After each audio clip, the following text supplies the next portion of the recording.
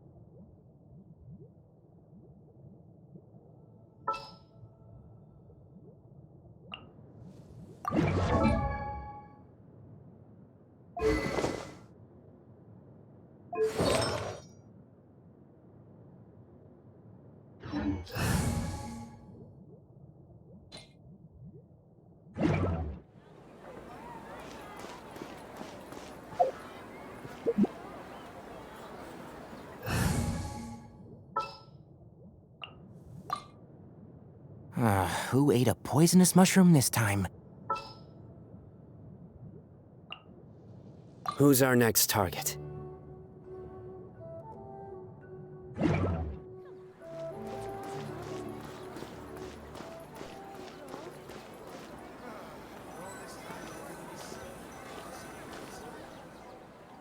I've taken a look at your proposal.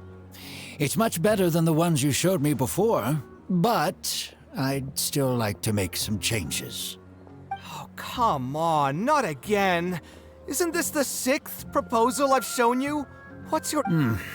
It's a bit hard to put into words, but the design still doesn't look quite right to me.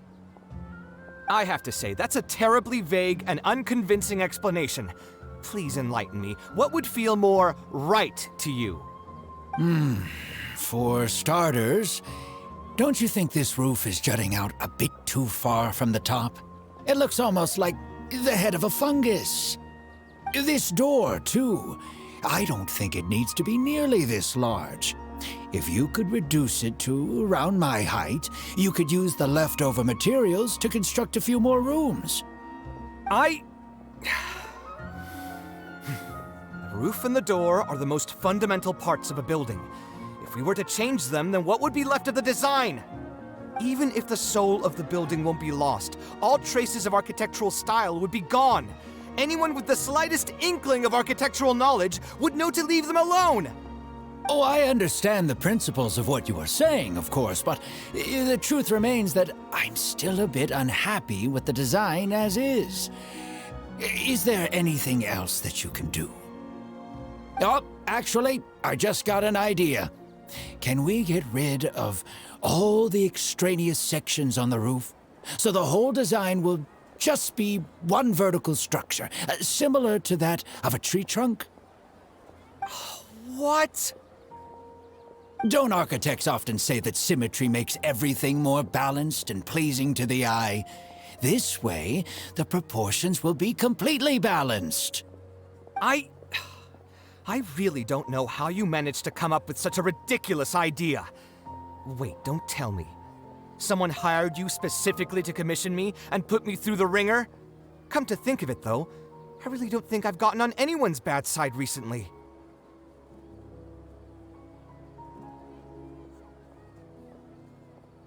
Anyway, that's it. I will not be working on this commission anymore. Goodbye. Hey, young man, please wait!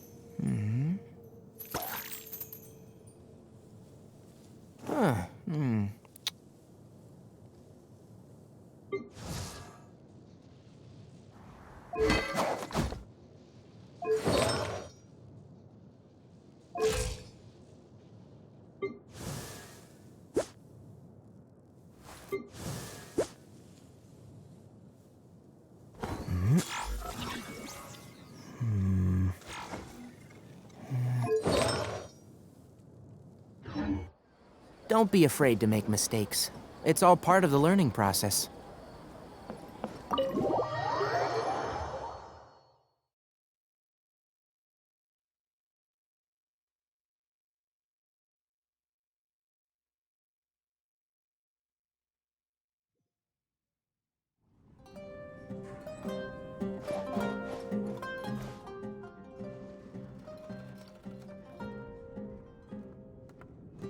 Taking this commission was truly the worst decision ever.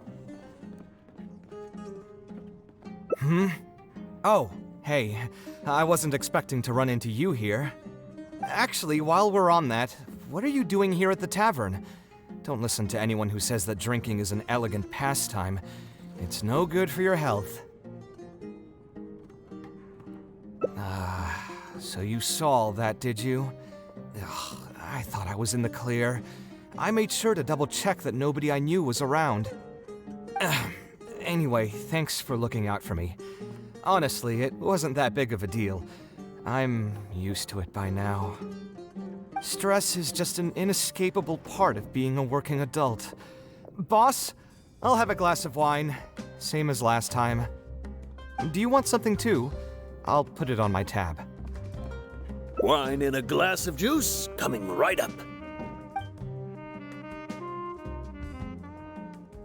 I know you're already keeping a secret from me, but if you could add this one to the list as well, I'd really appreciate it.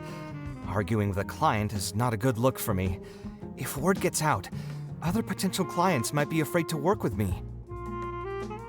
That guy, though, what was he even going on about? All those ridiculous demands of his? He's just a blabbering fool trying to act like a know-it-all. Another glass, please, boss. I'm not leaving today till someone has to carry me out. You've got it, sir. I gotta say, though, it almost feels like you're saying that every other day now. It really is every other day that you'd run into a client who knows nothing about construction requirements or architectural style. If this was in the past, I'd never have gone through 6 whole drafts trying to accommodate the client's preferences. But perhaps getting used to this just means that I've grown numb to it. I've worked on so many projects since graduation, and none of them have been approved at the first pass. I would spend a lot of time altering my designs, and by the time the clients were finally satisfied, all my passion and enthusiasm would be gone.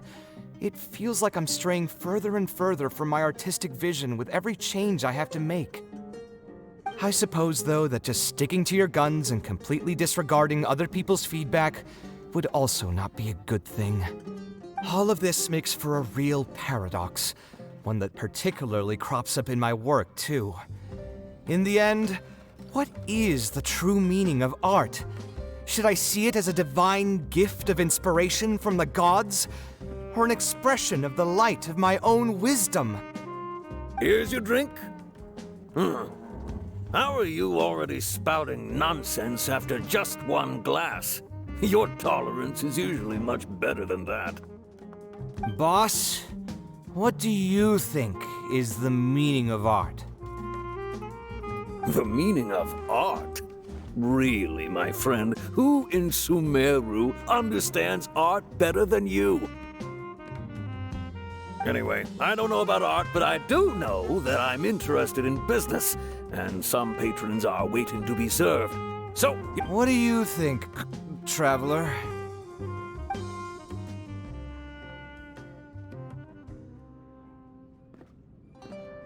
Exactly. So our thoughts on the meaning of art are rather similar. In Sumeru, and especially Sumeru of the past, the arts are not a popular discussion topic. Trying to talk about the arts is basically the key to killing any conversation. It's too bad that I'm not in my best form today. Otherwise, we could have talked about this for a little longer.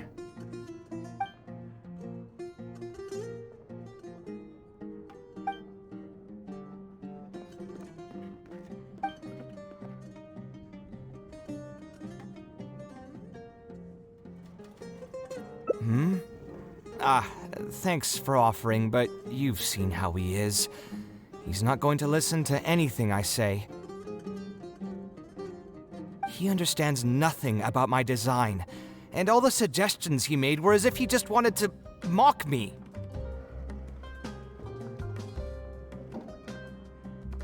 Okay, it is possible that I was just jaded by my frustration. Well, given I'm already on my 6th draft, I can probably push myself to make a 7th. Let's go have another talk with him. I know where we'd be able to find the guy. There's no time to waste. The wine can wait until another time. I'll go take care of the bill.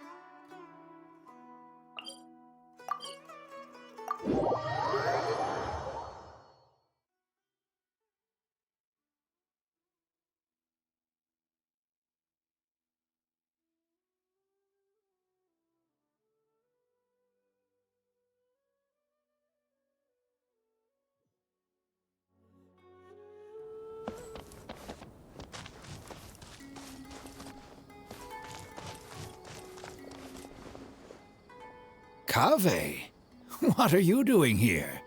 I've changed my mind. I was overreacting earlier. Can we try discussing the project some more? My apologies as well. Now that I think about it, some of my requests were indeed a bit unreasonable. If I choose you to create the design for my project, I should have a bit more faith in your vision.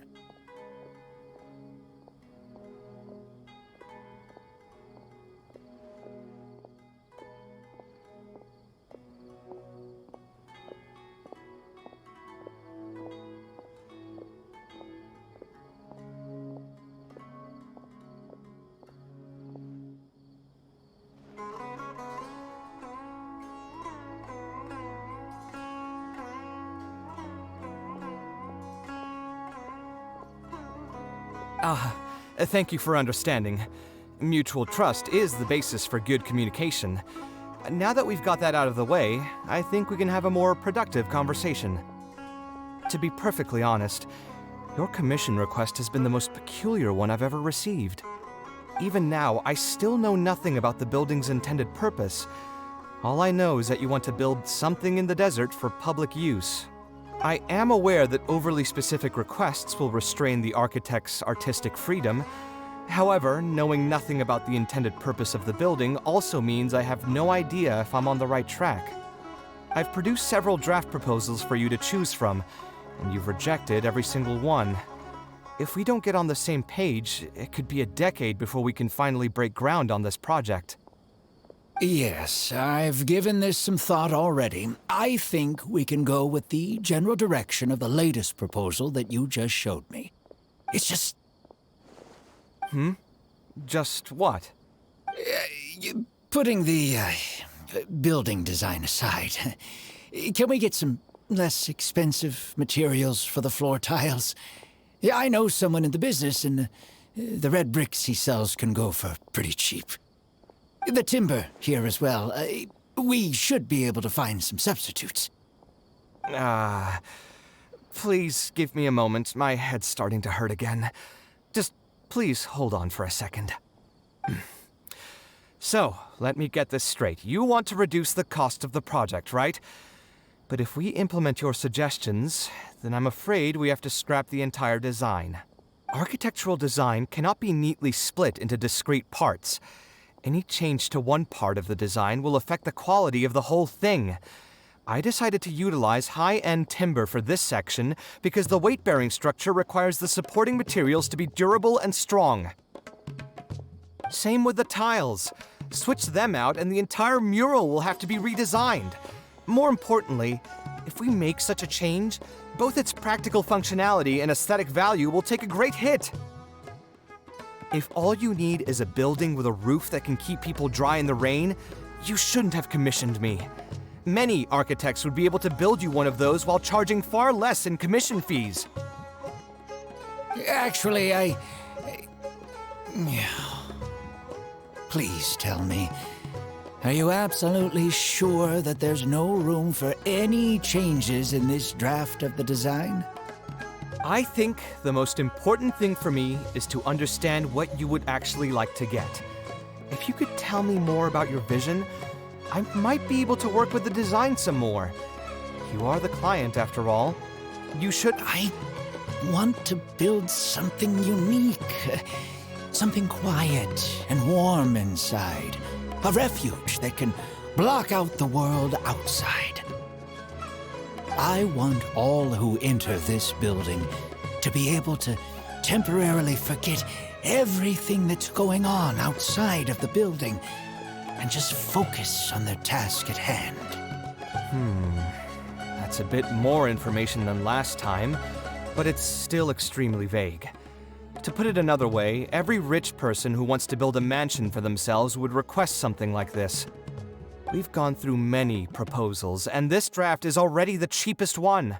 Cutting costs by substituting building materials will not only detract from the overall effect of the building, it also won't save you much more in the grand scheme of things.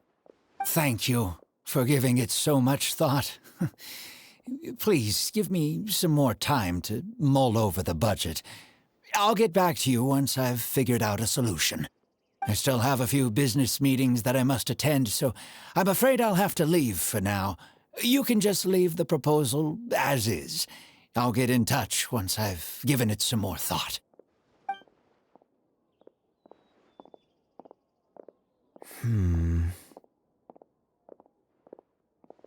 I also have a similar feeling. Is that really okay? I mean, what he does now is none of our business. He does seem really suspicious, though. He dresses like a rich person, but when you talk to him, he hardly sounds the part. That's actually pretty common. Not all rich people are spendthrifts. Many are just, as if not more, stingy than him. The more mora some people have, the more they love interfering with people's lives. Like constantly reminding you to pay back your debts, or hinting every other day that it's time for you to pay rent.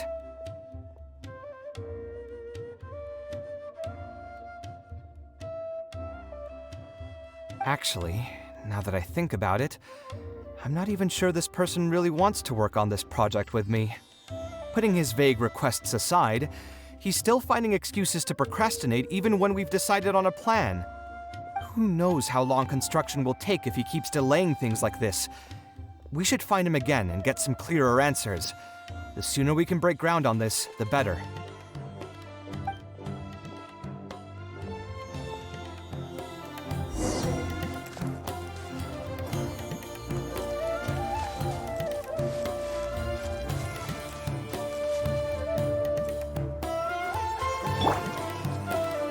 Huh? Where did he go? I could have sworn he went this way. Let's keep looking.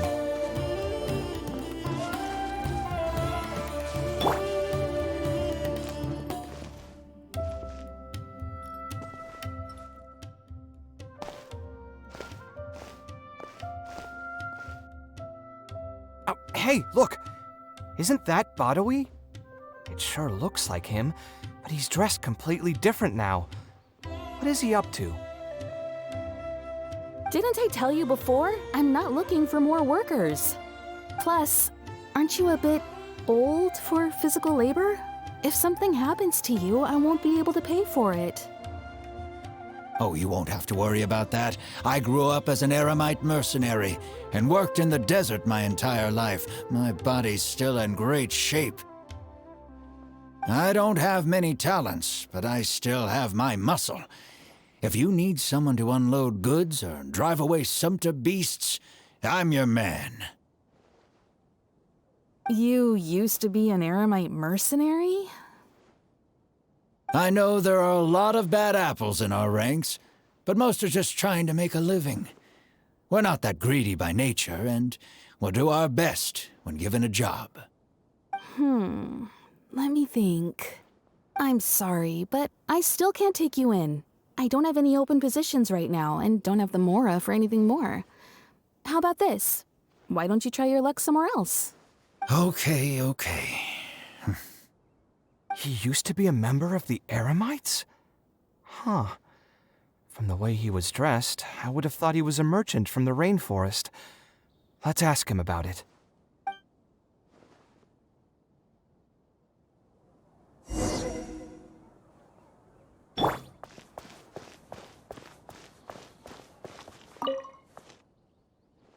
We meet again.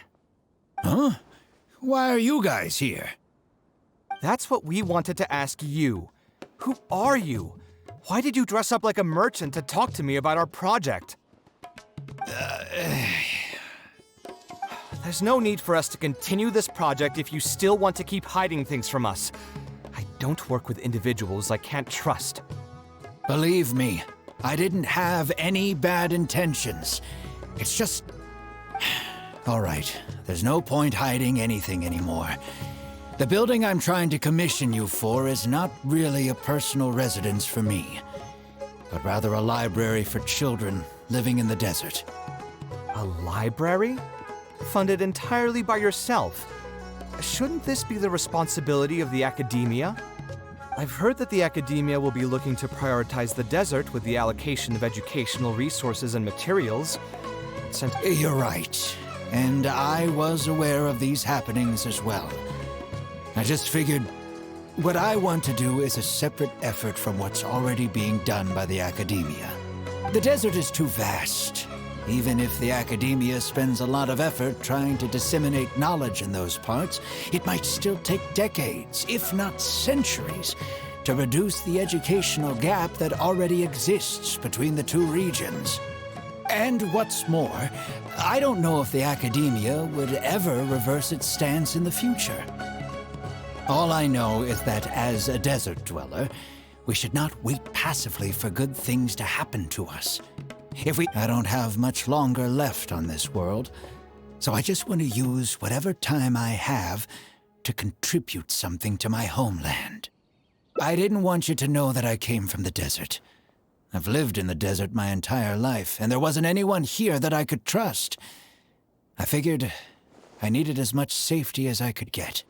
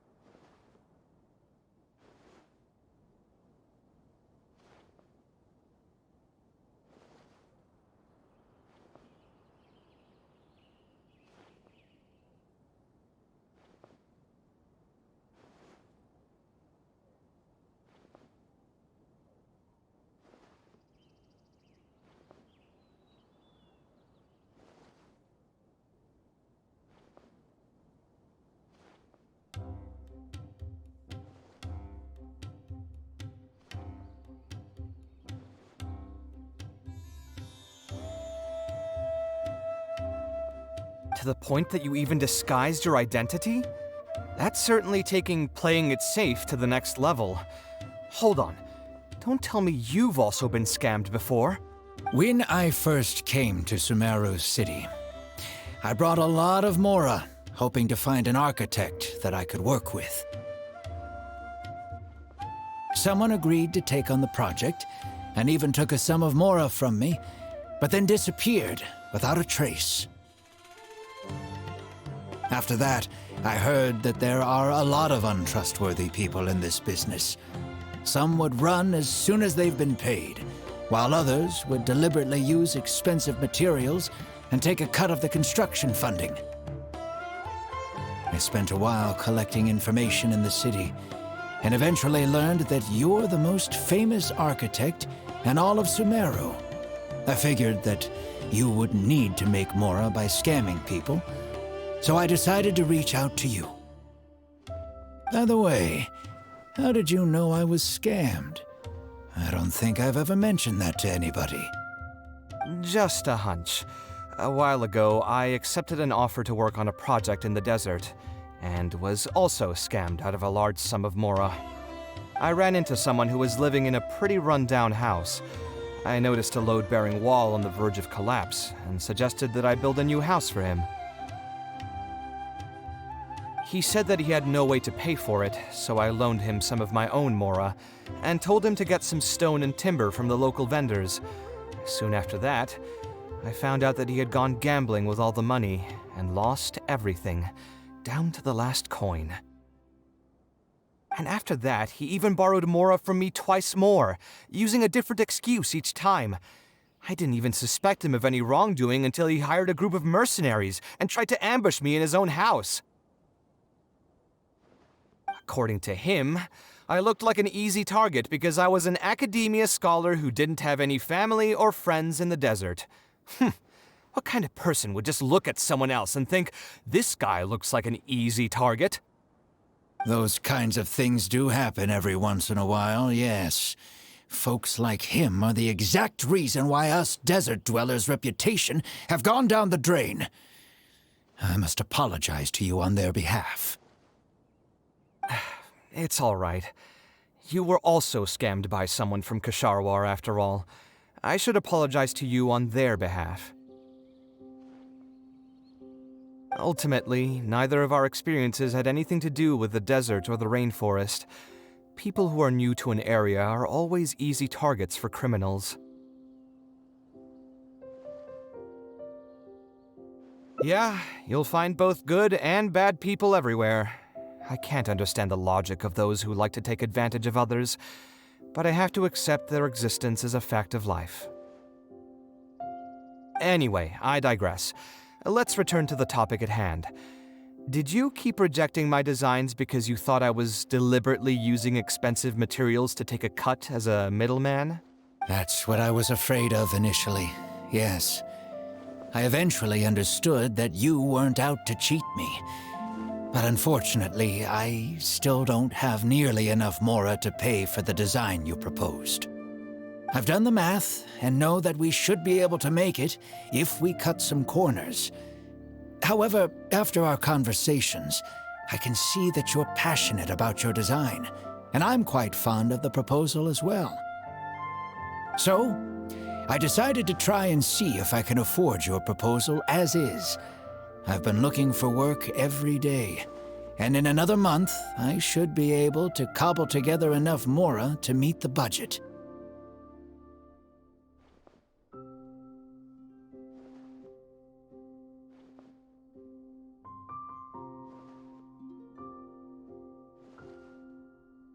By cobble together, you mean you're going to spend your entire life savings on this project? But then, what will you do if something unexpected comes up, and you find yourself stuck with no emergency fund? To be honest, I haven't really thought about that. I mean, when you've lived to be my age and something happens, you can't really call it unexpected anymore. All I want is to build this library before I leave this world, so that the children of the future would have some books to read, and the desert dwellers would be able to learn their letters and pick up some practical knowledge.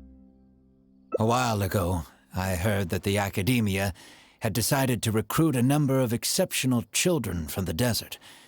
Of course, this is welcomed news. But as someone who spent their entire life in the desert, I still have a few concerns. I know the desert life, and can predict what the problems will be. Many children from the desert have had neither the interest nor the proper environment to learn.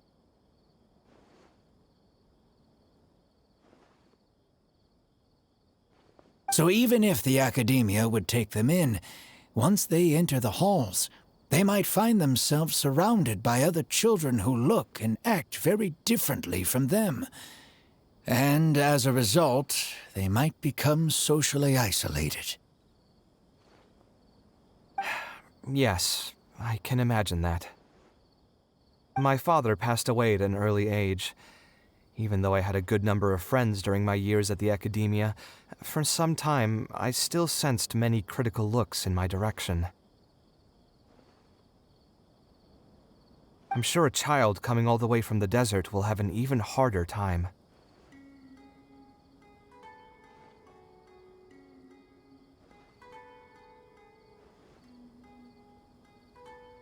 But let's bring this back to the building itself.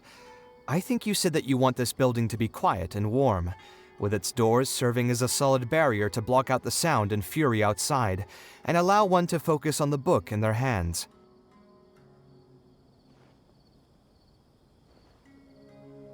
Building it according to the current plan will be quite costly. Even if I don't charge you any commission fees, I don't think we'd be able to keep it under your budget.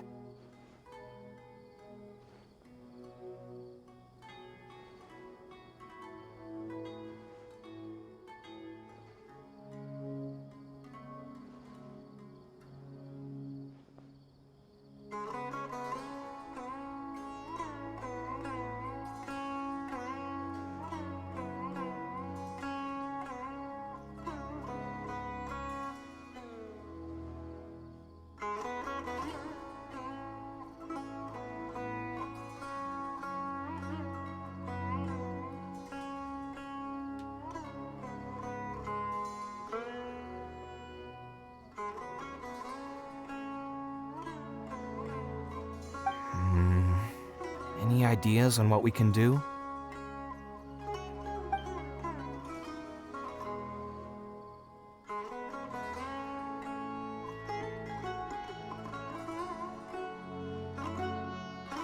Sponsor the project? You mean convince wealthy merchants to join our cause and pool their money together to build the library? That does make sense. A library is a big project, and it's going to be hard to fund it with just a single person's mora. What do you think? If we can find others to sponsor the project, we could potentially increase the size of the building 2- or 3-fold. It's all fine with me, but where do you think we'll be able to find these sponsors? Well, you're right. If I really think about it, I'm not too familiar with many big-name merchants. Her? Hard pass. With her shrewd and greedy personality, she would never put Mora into something like this. Now there's an idea. She probably won't say no if all she'll need to do is to make some introductions instead of spending Mora. Let's go and pay her a visit.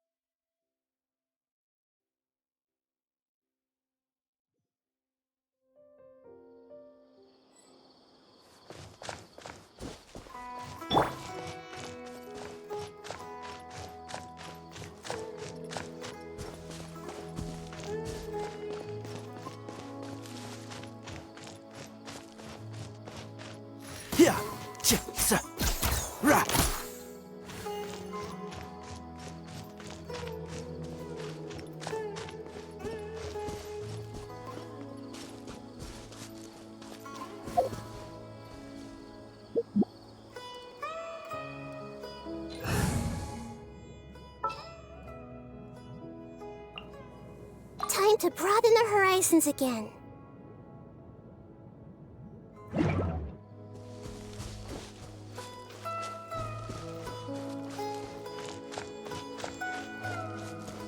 Everyone What should I do? I feel like I've been tricked.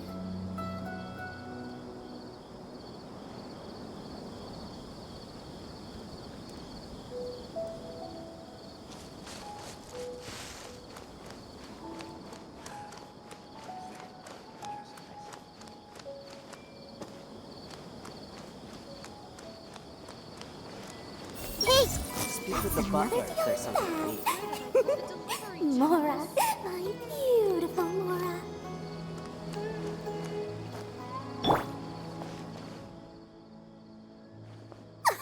Oh, now here are some unexpected guests. What brings you to the Palace of Alcazar's Ray? When I saw Kaveh, I almost thought it must be that time of month again. Sadly for me, I must wait a few more days before I can collect my shiny Mora. Hey, can't you think of something else for a change?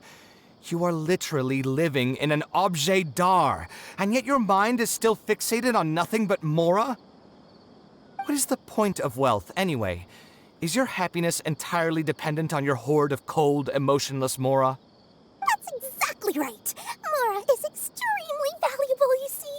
If you don't keep your mind on it, your Mora may just find its way to somebody else's pockets. If you ask me, this place is still way too empty. Just give me some time and I'll fill it to the brim with lots and lots of Mora. You're hopeless. Oh, so you have an actual reason to visit me? All right, let's hear it. Merchants? Why? Is there some kind of business opportunity? Oh, I see. So you're just looking for someone to help you fit the bill. I knew you wouldn't be interested in something like this. Still, you wouldn't refuse just making some introductions for us, would you? Sure, I can connect you with some folks, but with every service comes a fee, you know. A fee? You mean just for introductions? Of course! Making introductions means using my connections and putting my reputation on the line. Why wouldn't I charge a fee for something so important? And since we've known each other for so long, though, I'll give you a huge returning customer discount. How about 500,000 Mora? 500,000? I guess that's okay. But why are you charging a fee before we've even secured any funding? That just doesn't seem right. Besides, by helping us out, you'd be doing a great service to the public. Can't you take your mind off your Mora even for just 1 second and focus on something far more important?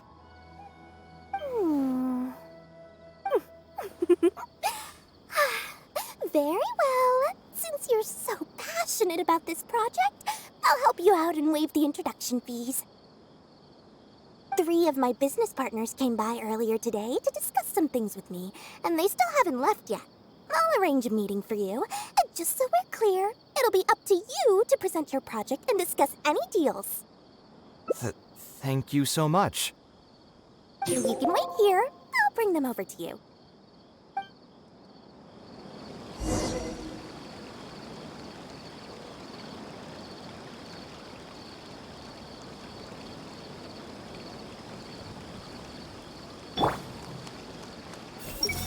They are Dory's associates. So... I see everything. Where did I put the I should have paid more attention during the negotiations just now. I could have made so much more. What do these people want? Dory gave us a brief introduction about the two of you. You are Kaveh, the renowned architect, and you are the traveler. Practically all of Teyvat has heard of you by now. To be frank, I don't feel like there's an obvious business opportunity here, but since Dory took the time to introduce you, we can spend some time to have a conversation. So, let's hear your idea. All right, here's the situation. I've been commissioned to build a library in the desert, with the intended goal of allowing the desert dwellers to have more access to reading materials.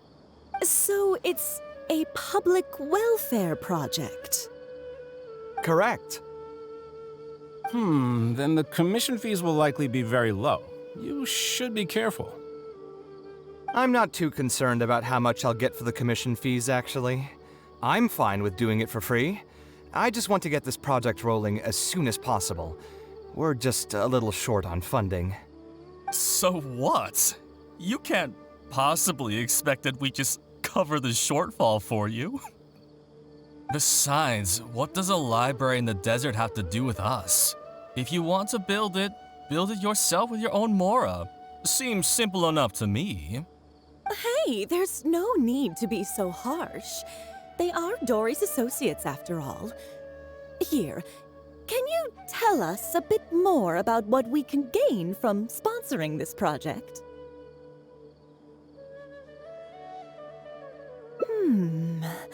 So we'd mostly be doing it for reputation and exposure?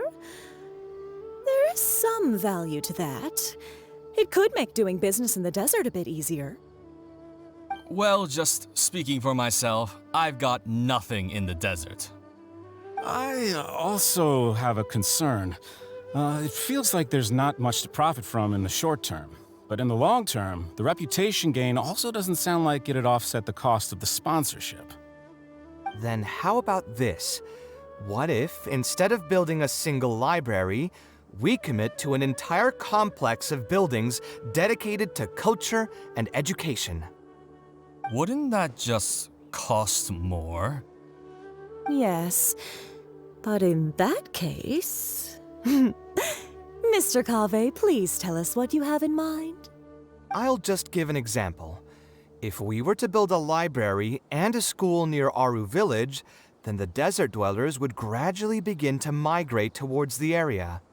A whole suite of buildings will be able to host more traffic, and thus drive the economic development of the entire area. In turn, that would lead to direct business opportunities. I've been to the desert several times.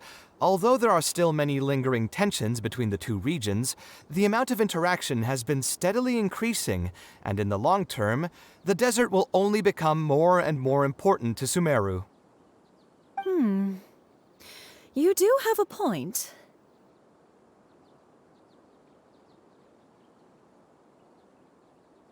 Education in the desert is indeed an industry that has not been tapped into. If we can be the first to place stakes in the area... And you just believe anything he tells you? Even the greenest amateurs know that urban planning will affect population flow. If you don't believe me, you can ask anyone on the street to confirm it to you. You...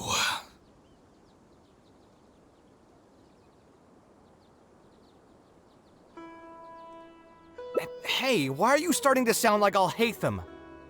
Wait, something just occurred to me. If we're going to build a library in the desert, Aru Village would obviously be the best place for it. But it seems we're not the only ones with our eyes on the village. I heard a rumor a while back saying a lot of land and buildings in Aru Village have already been secretly purchased by a big-name merchant. What? What? In other words, if we try to join the fray now, there won't be much left for us. If we want to build a suite of buildings focused on education and culture, Aru Village is the prime location. If we want to build it anywhere else... Then there's no hurry. We can wait for Aru Village to develop more first and get into the market for expansion to other areas. But if you were to do that... Is there nothing else to discuss? Great timing! I pretty much heard all I want to hear. If there are no other urgent matters, I'll be on my way. I'll be off as well. If you have any new ideas, please feel free to reach out. It seems like the others are not interested in funding this, so no point in me doing this on my own. Let's revisit this another time. Hey, guys, wait! Well, what can I say? I guess it went somewhat as expected. They are Dory's friends, after all. As soon as they heard that there's not much more in this for them, they lost all interest. Yeah, it's just another day doing business with people. But I can never get used to that. Those people never think of anyone other than themselves. Looks like we'll have to figure out some other way to get the funding. Let's go.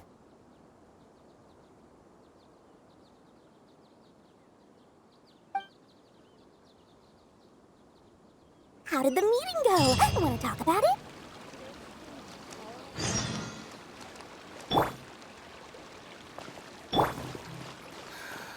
I just wish that some people would... Oh? Where did all that passion go from earlier, I take it you weren't able to find a sponsor for your project? Please don't tell me that you're here to mock us. What kind of person do you take me for?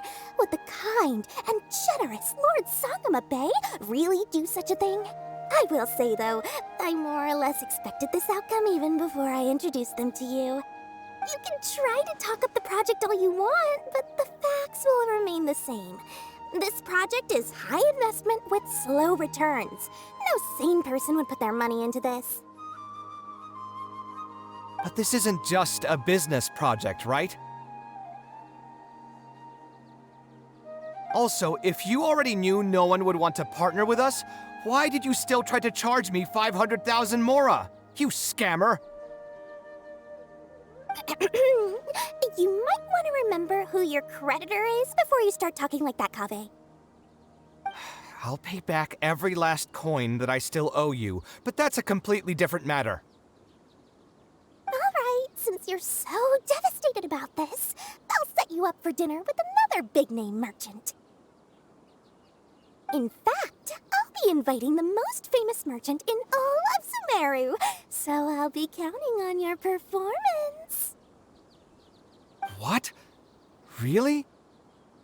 I would like to sincerely apologize for my attitude just now. So, where would we be meeting this merchant? Follow me. Oh, I suppose both of you can come.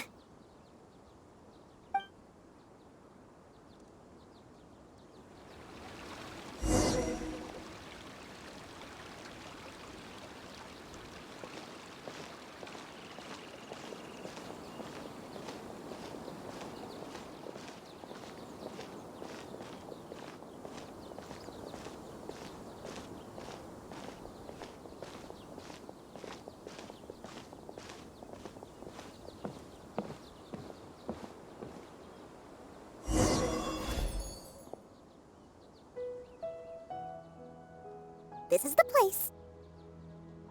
You said you're going to introduce us to the most famous merchant in Sumeru. Well, where are they? You still don't get it, huh? The most famous merchant in Sumeru? Huh? So you meant yourself all along?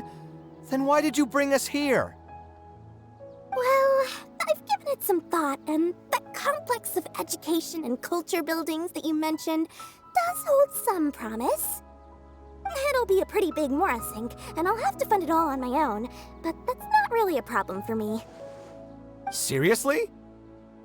Where's this generosity coming from so suddenly? Are you trying to scam me again? The reasons are not important. What's important is that I'm willing to help you. However, you know just as well as me that once this project actually breaks ground, it'll start sucking Mora from my pockets like crazy. So, to cut costs... I get it. I won't charge any commission fees, and I'll take responsibility for the entire project. Splendid! Then let's sign the contract right away.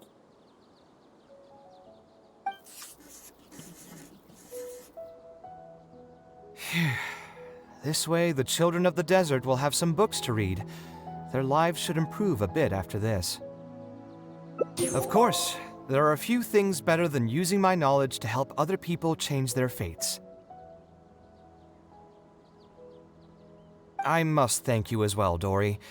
I used to say you only cared about Mora, which might have been some prejudice on my part. Sorry for that. I will also try to pay back my debts as soon as possible.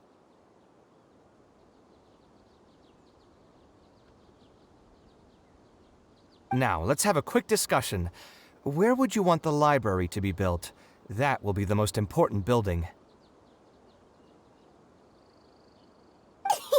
There's no rush. I'll provide you with a copy of the deed when we get back. You can just use the address on the document to find the lot. Huh? The deed? So hold on a sec.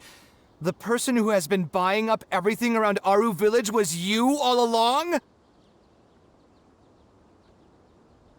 Oh my, did I not tell you about that? Yep, yours truly has been buying up all the land. I must thank you for bringing your ideas to me. Before our conversation, I had no idea what to build on all those lots. So, from my perspective, this has been a great turn of events. I didn't put much in and easily got a lot in return. But what about my commission fees? Huh? Didn't you waive those yourself? I was just gonna say that to cut costs. We mustn't procrastinate and should start construction as soon as possible. But before I could finish my sentence, you volunteered to waive your commission fees and even promised to take responsibility for the whole project from start to finish. I'm so touched, really. It's obvious that you used every trick in the book to deceive me. You deliberately paused for a long time while talking about the project and kept glancing at me with that menacing look in your eyes. Huh? You really think so? Well, the contract's already been signed, so there's no point in dwelling on the details. You know what? I'll pay for tonight's dinner. Fine, I'll drop the argument on the commission fees. But since you said you're paying for dinner, I'm going to order the best dishes and booze this place has to offer, and lots of it. Tonight, we're feasting until I've recouped my full commission fees.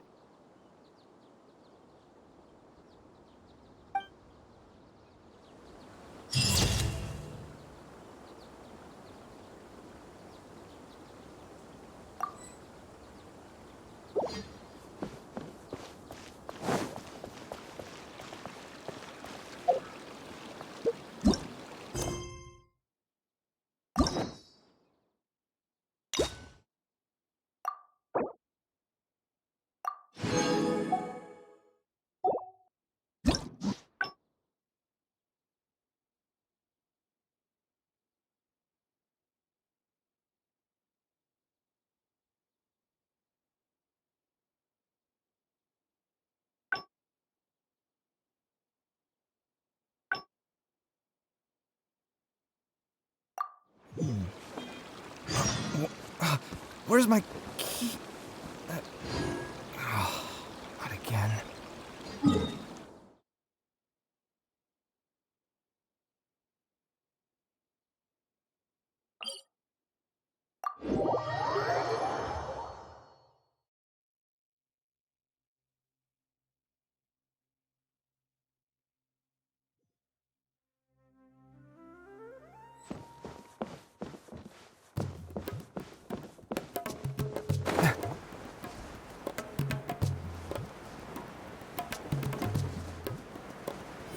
Yeah!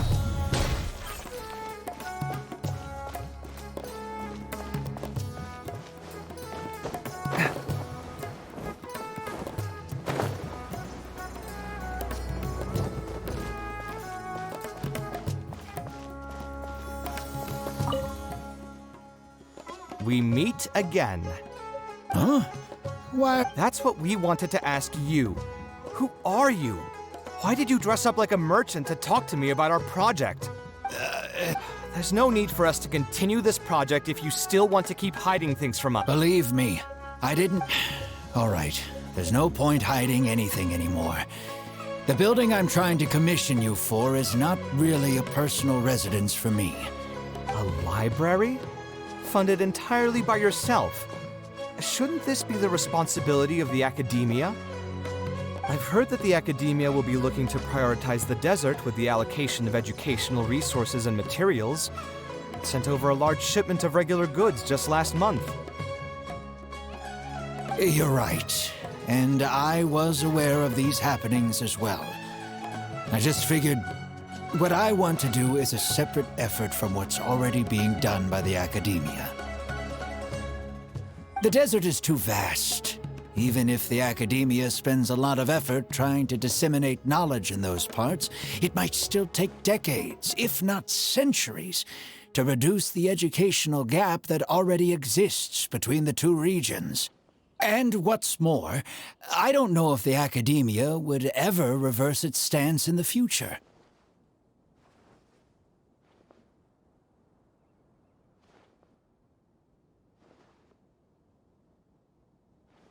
All I know is that as a desert dweller, we should not wait passively for good things to happen to us. If we only did that, we'd never be able to stand up and hold our heads high. I don't have much longer left on this world, so I just want to use whatever time I have to contribute something to my homeland. I didn't want you to know that I came from the desert. To the point that you even disguised your identity? That's certainly taking playing it safe to the next... When I first came to Sumeru City, I brought a lot of Mora, hoping to find an architect that I could work with. Someone agreed to take on the project, and even took a sum of Mora from me, but then disappeared without it. After that, I spent a while... By the way, how did you know I was scammed? Just a hunch. While I ran into someone who was... He said that he had no way to... And after that, he even bought... According to him, I looked like an easy... Those kinds of things do happen every once in a while, yes. Folks like him are the exact reason why us desert dwellers' reputation have gone down the drain. I must apologize to you on their behalf. It's all right. You were also scammed by someone from Kasharwar, after all. I should apologize to you on their behalf. Ultimately, neither of our experiences had anything to do with the desert or the rainforest. People who are new to an area are always easy targets for criminals. Yeah, you'll find both good and bad people everywhere. I can't understand the logic of those who like to take advantage of others, but I have to accept their existence as a fact of life. Anyway, I digress. Let's return to the topic at hand. Did you keep rejecting my designs because you thought I was deliberately using expensive materials to take a cut as a middleman? That's what I was afraid of initially, yes. I eventually understood that you weren't out to cheat me. But unfortunately, I still don't have nearly enough Mora to pay for the design you proposed. I've done the math and know that we should be able to make it if we cut some corners. However, after our conversations, I can see that you're passionate about your design, and I'm quite fond of the proposal as well.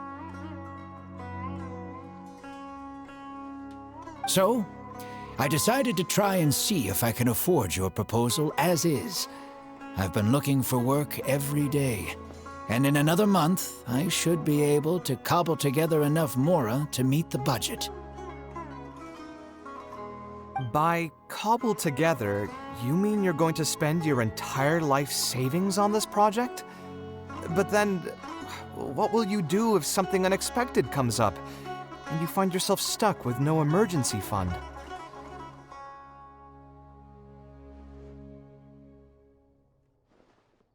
To be honest, I haven't really thought about that.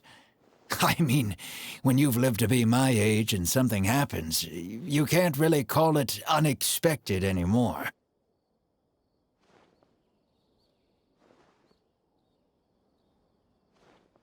All I want is to build this library before I leave this world, so that the children of the future would have some books to read, and the desert dwellers would be able to learn their letters and pick up some practical knowledge.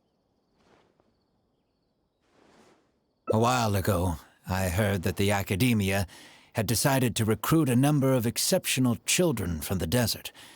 Of course, this is welcomed news. But as someone who spent their entire life in the desert, I still have a few concerns. I know the desert life and can predict what the problems will be. Many children from the desert have had neither the interest nor the proper environment to learn. So even if the academia would take them in, once they enter the halls, they might find themselves surrounded by other children who look and act very differently from them. And as a result, they might become socially isolated. Yes, I can imagine that. My father passed away at an early age. Even though I had a good number of friends during my years at the academia, for some time I still sensed many critical looks in my direction. I'm sure a child coming all the way from the desert will have an even harder time. But let's bring this back to the building itself. I think you said that you want this building to be quiet and warm, with its doors serving as a solid barrier to block out the sound and fury outside, and allow one to focus on the book in their hands. Building it according to the current plan will be quite costly. Even if I don't charge you any commission fees, I don't think we'd be able to keep it under your budget. Any ideas on what we can do? A slightly different style. Give me a minute. Most architects would probably prioritize cutting costs and removing extra features in this situation. Indeed, converting the building into a simple bungalow would solve most of our problems. However, I do not think this would be the best solution. While it's true that the aesthetic value of a building is often viewed as an afterthought, neglecting it has some long-term negative consequences. It is especially undesirable in this situation, as the library will serve a high number of children, many of whom would have never been exposed to structures that may be considered elegant or beautiful. To completely give up on the more aesthetic design would mean stripping the children of an opportunity to appreciate the beauty of architecture. I share Badawi's sentiments in wanting to preserve a more complex design.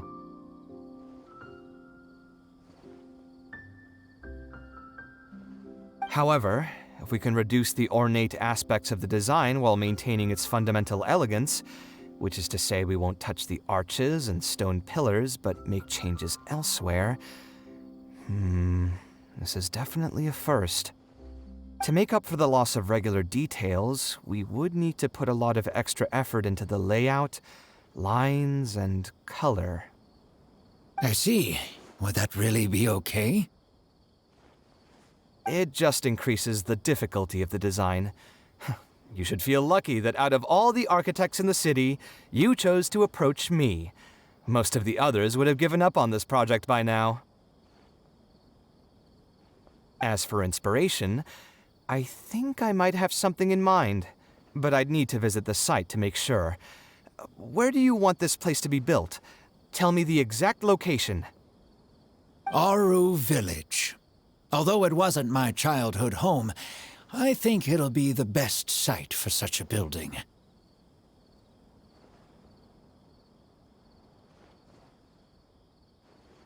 Okay, then we can pay a visit to Aru Village. Is there something I can do for you? I've already caused you a lot of trouble before, and now you're revising the design again because of me. Which draft are we even on now? It's making me feel terribly guilty. Let me think. You said you used to be an Eremite mercenary, right? In that case, you could help us clear out some monsters that are blocking the way to Aru Village. We want to keep the roads clear, and reduce the loss of materials during transport to a minimum. If everything goes well, that'll help us save some Mora. All right, just leave it to me. If there's anything I'm good at, it's clearing out monsters. What are you waiting for, then? Let's pack up and get ready to go.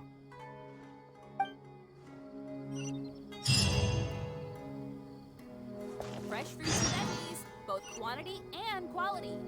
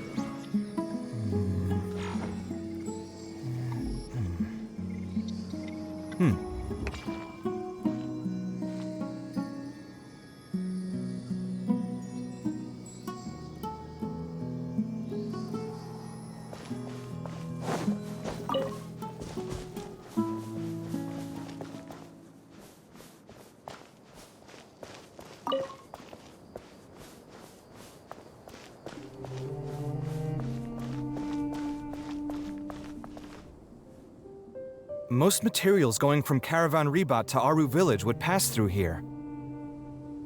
There are a lot of monsters out here today. If you find it hard to keep up, just let us know. Oh, don't worry about me. This is nothing. I'll be careful, though, and you should do the same.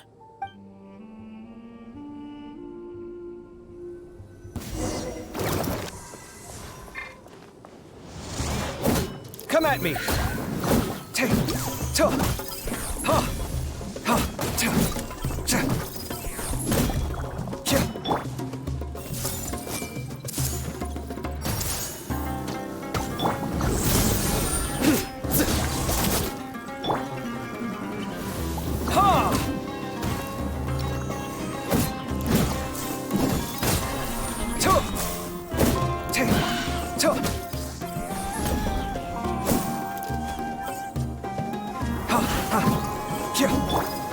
I see everything.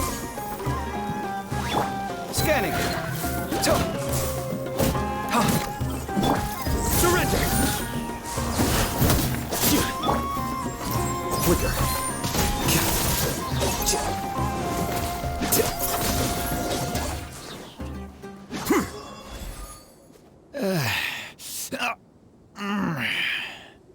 I'm fine. I've spent my entire life fighting these kinds of monsters in the desert, after all. They won't get the best of me. But it's one thing to fight against monsters, and another to fight against an old injury. It's something I picked up when I was young. There were many fights between mercenary brigades back then, and one day someone stabbed me in the back. I don't think much of it back then, but with age, it's caught up to me. Few mercenaries get to enjoy their later years. Failing health tends to take the joy out of reputation and wealth, and many mercenaries never even made much of the ladder to begin with.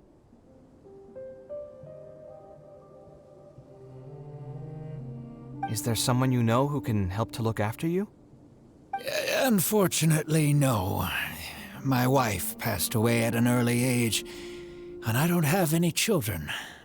Sometimes I'd close my eyes and realize most of my life story has already been written. I have many regrets about my past, but at the same time, I also know that there were never many options for me in the first place. I joined the Eremites when I was young, and won many battles with them. My survival was more a matter of luck than actual ability. If at all possible, I want future children of the desert to have some more options in life. My apologies. The older we get, the more we tend to ramble. Seems like we've already cleared out most of the monsters. Let's hurry over to Aru Village.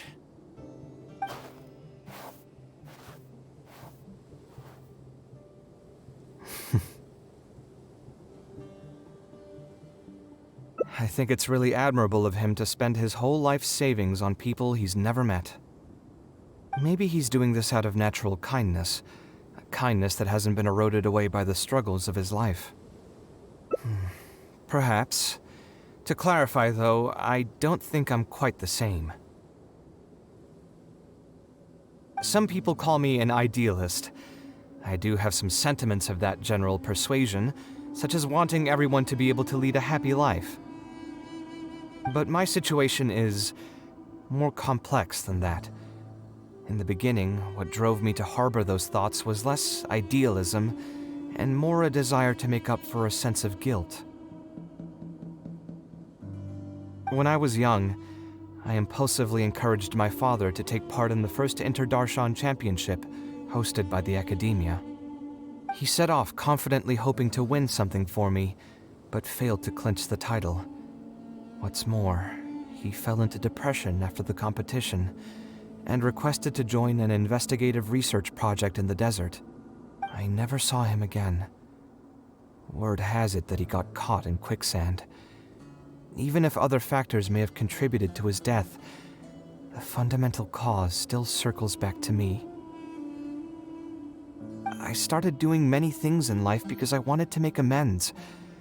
Even in cases where I couldn't do something for a specific person, I still did whatever I could. I think I just wanted to make myself feel a little better. At this point, even I don't know. I've tried self-reflection, but it didn't help. I can't seem to walk away from many things that I see or hear about, even if they don't directly concern me. And I can't quite pinpoint the source of it. Maybe it's just like what those Vahumana scholars often say. It's hard for people to truly understand themselves.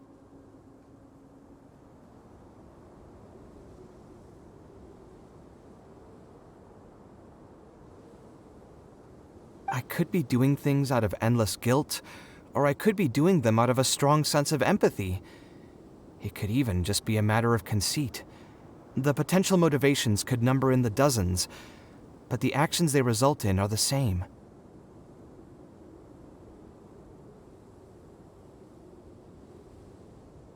Anyway, I suppose I don't really mind being called an idealist.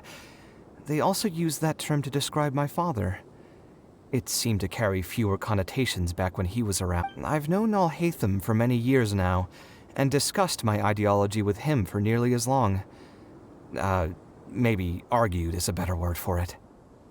He told me a long time ago that no matter how strong of a swimmer you may be, you'll still get dragged under by the others who are drowning once you run out of stamina. He believes this is the fate that awaits all idealists. I still believe I should live by my ideals, and I've given him countless reasons why I think it's a good idea to do so. Perhaps my ideals are flawed, but are there really any perfect things in this world? Unfortunately, he remains unconvinced. His personality is the exact opposite of my own. If someone happens to drown next to him, he'll most likely stand on the shore and mumble something along the lines of respecting other people's fates. But as you can see, I'm not the only idealist in the world. Just as there are different seasons, there are also different people. There are many others who will continue to care about the fates of those who are not directly related to them. And when I finally run out of stamina, someone will also reach out and bring me back to shore. Someone will help me, right? Yes, I've already been helped like that before.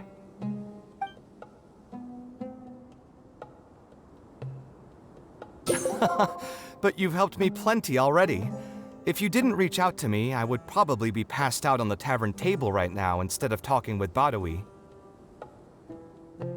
Either way, I'm feeling much better than when you first found me at the tavern. I can feel inspiration already welling up inside of me. Maybe this will be just the opportunity I needed to create a whole new style. All right, let's head to Aru Village.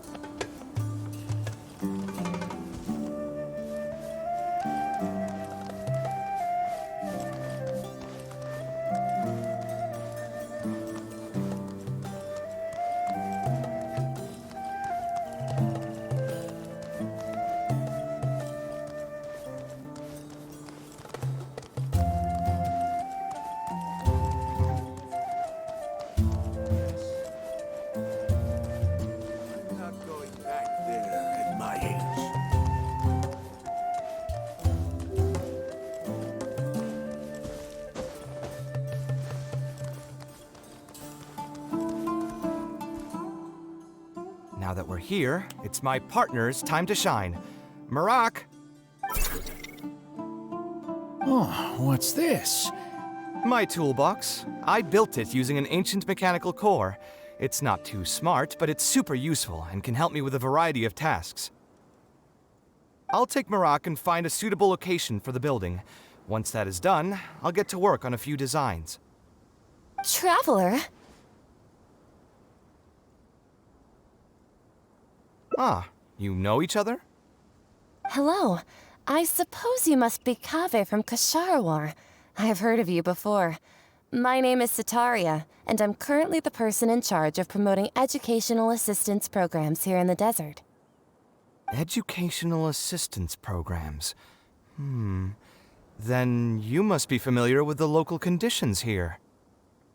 I can't say I'm too familiar just yet, but if you have any questions, I'll try my best to answer them. I've been commissioned by Mr. Badawi to build a library in the desert. We've settled on the general design direction, but we are trying to finalize some details based on the conditions around the intended location. A library? Do you intend to open it to the public for free? That's right. I want to make sure the children will have books to read. That's fantastic! I'm sure the children will be thrilled. Right now, we don't have access to many paper books or a quiet place to read. Truth be told, this very thing has been keeping me up at night. Let me get straight to my questions then. Can you estimate the number of children around here who'd be interested in reading? Besides the usual noise of village pedestrians, are there any other sources of noise in the village? Oh, and have any landslides occurred here recently? And also, where are the spots around the village that have been most affected by wind and erosion?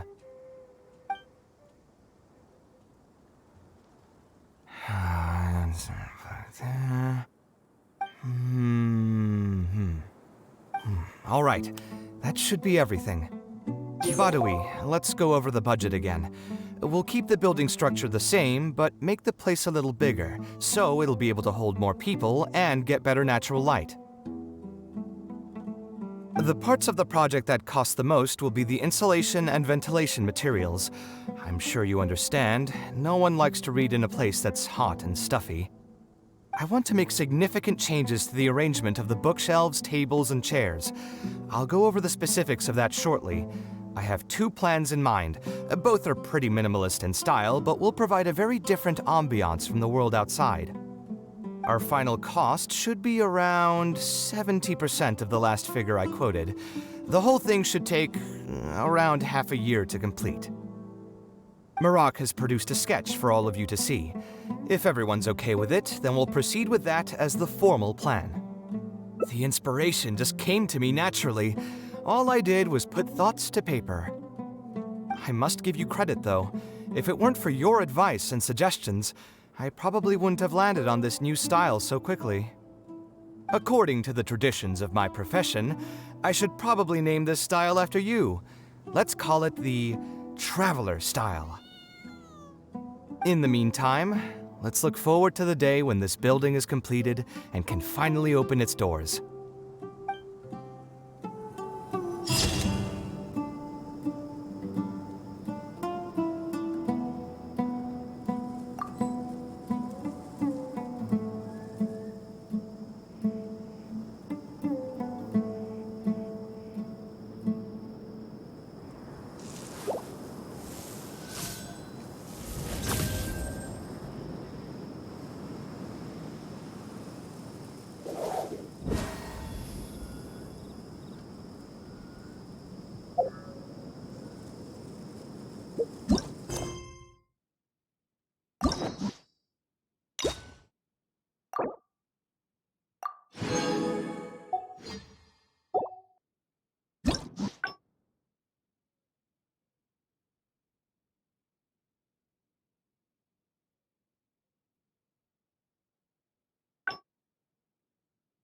Luck can swing the results of a single game.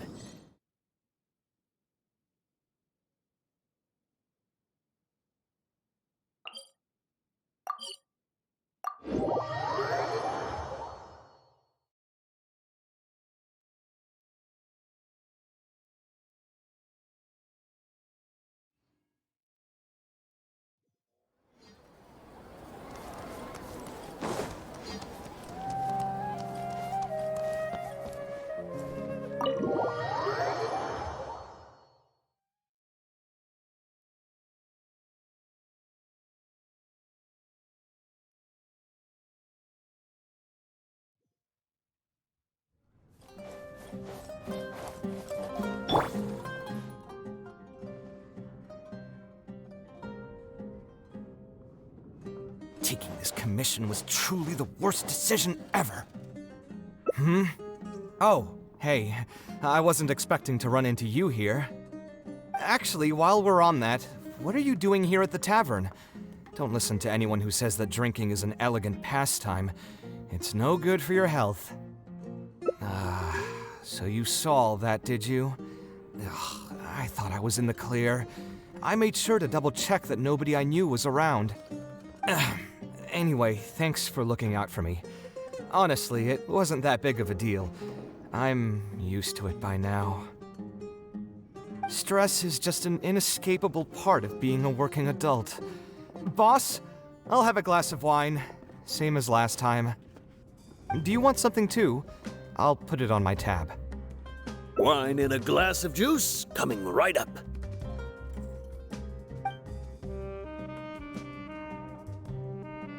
I know you're already keeping a secret from me, but if you could add this one to the list as well, I'd really appreciate it. Arguing with a client is not a good look for me. If word gets out, other potential clients might be afraid to work with me. That guy, though, what was he even going on about? All those ridiculous demands of his? He's just a blabbering fool trying to act like a know-it-all.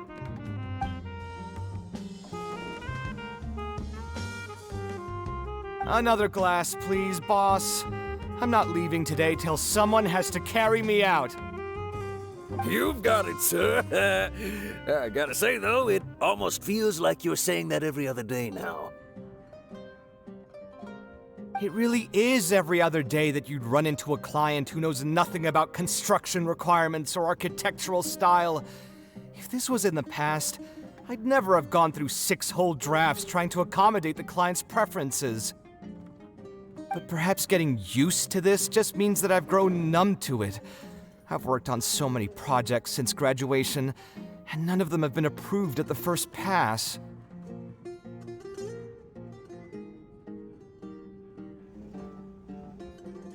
I would spend a lot of time altering my designs, and by the time the clients were finally satisfied, all my passion and enthusiasm would be gone. It feels like I'm straying further and further from my artistic vision with every change I have to make. I suppose, though, that just sticking to your guns and completely disregarding other people's feedback would also not be a good thing. All of this makes for a real paradox, one that particularly crops up in my work, too. In the end, what is the true meaning of art? Should I see it as a divine gift of inspiration from the gods, or an expression of the light of my own wisdom? Here's your drink. How are you already spouting nonsense after just one glass?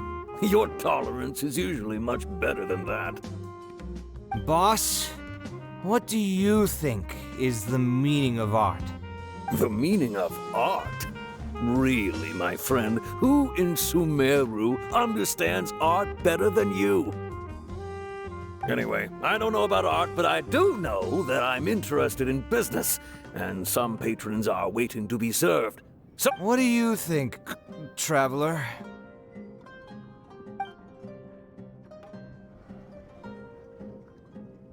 Yes, art shouldn't be self-indulgent entertainment saved for the elite. Let's say that I built a house for someone. If they don't like how it looks, then no matter how brilliant it may appear to me, they won't be happy with it. The problem is that it can be very difficult to get validated by others.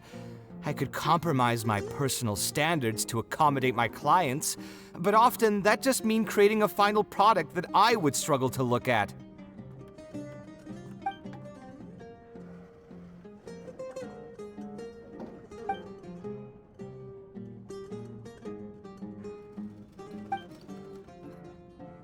Sounds great to me. I don't even want to think about this project anymore. But what should we do? It's probably not a good idea to just drink until I pass out here.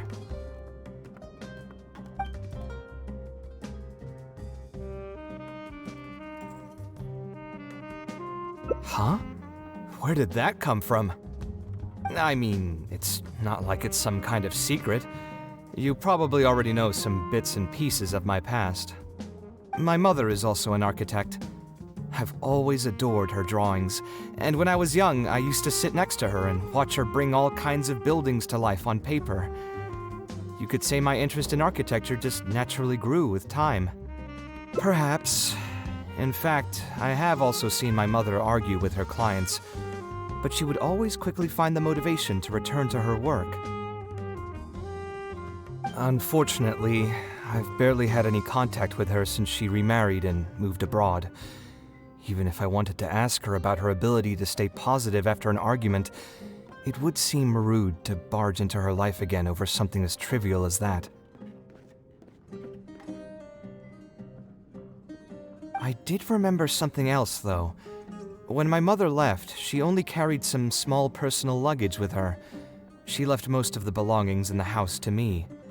At the time, she even told me that it would be great if I could learn a few lessons from her life experiences, so my life and career could go a little more smoothly. I hadn't quite come to grips with my emotions, and didn't really have it in me to go through any sentimental items, so I just packed anything with memories away in a box and haven't reopened it since. It's been a really long time. Now that so many years have passed, maybe I have finally developed the maturity I need to face those memories without losing my mind. Yeah, I should dig it out and take a look. Sorry, I've had too much to drink and wasn't thinking clearly. You're right. I should do these kinds of things with the support of a friend. Speaking of that, I can call you a friend now, right? Either way, thanks for reminding me that I can invite you to come along. Had I just gone back by myself, it would have looked like I'm deliberately trying to keep things from you. Ugh, thinking too hard about the words is giving me a headache, so I'll just give it to you straight. Thanks to your advice, I have decided to put my current projects on pause for now, and spend some time trying to rekindle the passion for my craft. If you want to stick around and see how this will turn out, you'll be sure to encounter some bits and pieces of my past. Do you think you'd find that too boring?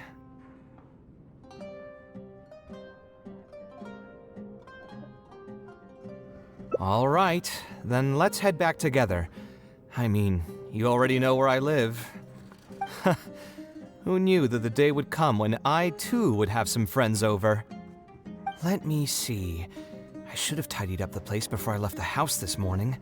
Alhaitham shouldn't be home now either. He's usually in the records room at this time of the day. Anyway, there's no more time for drinks. I'll go take care of the bill.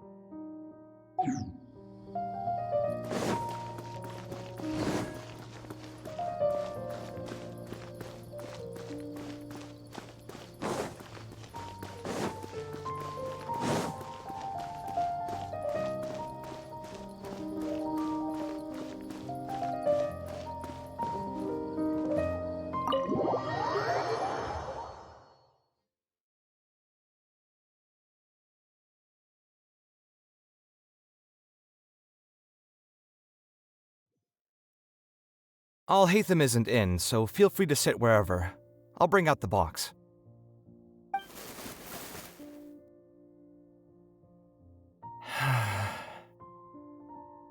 Oh, nothing.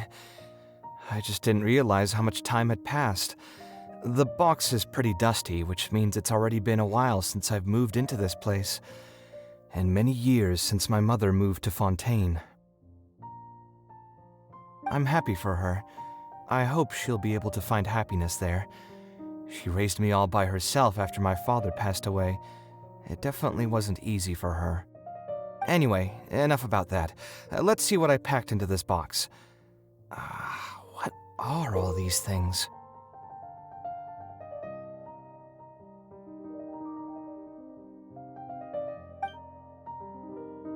Oh, I remember now. This is a drawing I made in Port Ormos. Obviously, I wouldn't call it anything special now, but I was less than 5 years old when I made this drawing. That's more than 20 years ago. You could say it's pretty good for a child of that age. Now that I've said that out loud, I suppose I do have some level of artistic talent, right? Criticism and self-doubt have always been a part of the artistic process. Without criticism, there can be no improvement. It's normal for me to question my abilities from time to time. I admit that I may have spent a little too long questioning myself this time around, but as you know, the heart tends to dwell on whatever it pleases. Anyway, never mind. The more I talk about it, the less confident I feel. Let's see what else we have in the box. My building blocks! It's been years since I've last seen these. When I was a kid, I used to stack them super high, and could even stabilize the tower to keep it from tumbling over. Oh, and this blueprint. I made it by copying my mother's sketch, and the aspect ratio was horrendous. It's still technically the first blueprint I made myself, though. I was super proud of myself when I finished it, and put it in the same pile as my mother's sketches, hoping she'd notice and compliment me for my good work. Unfortunately, my mother didn't realize that I had put it there. When she had a meeting with a client the next day, she handed my blueprint to him by mistake. The client was completely confused by this new blueprint, but apparently he felt too tongue-tied to question such a famous architect. It was only a few days later that he finally gathered up the courage to pay my mother a visit. He asked, "The door in this blueprint is even taller than the roof. Is this supposed to be part of the design?" My mother took me with her to personally apologize to the client several times. She didn't scold me about it in private, though. Instead, she went over all the steps required to draw a good blueprint, and was very patient throughout the whole process. I still remember it like it was yesterday. Let's see, is there anything else left in this box? What was this again?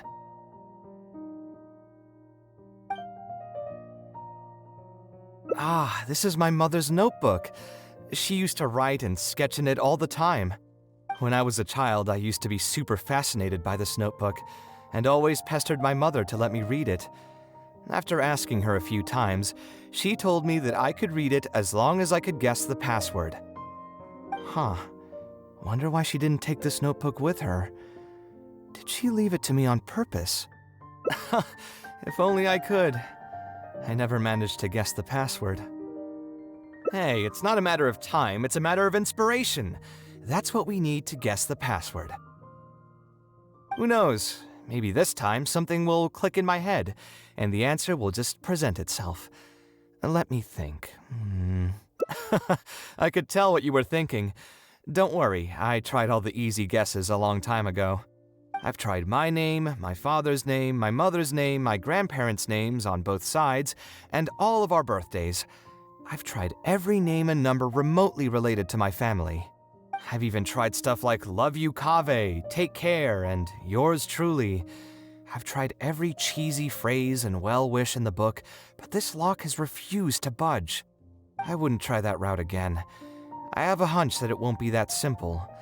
Also, if she really did use something like that, she'd never hear the end of it from the folks over at Haravatat if they ever found out.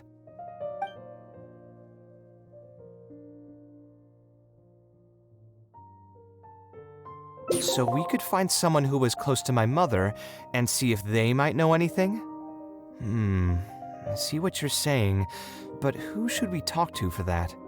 My mother was never really the one to be social. My father was the one with more friends, but all those connections were severed when he died. Let me think. Is there still someone at the academia who would know my mother? Ah, actually, there is someone. Professor Zaha Hadi. Huh, you've never really heard of her? She's a famous Gasharwar scholar and leading expert in formal garden design. My mother studied under her as a student many years ago. Professor Zaha Hadi published many works during her career, so I was able to learn a lot by studying her essays. If there's anyone who still remembers my mom, it'd be her. She's older now and is no longer teaching at the academia. But if I remember correctly, she spends most of her time around the Bimarstan area. Let's go take a look. We might run into her if we're lucky.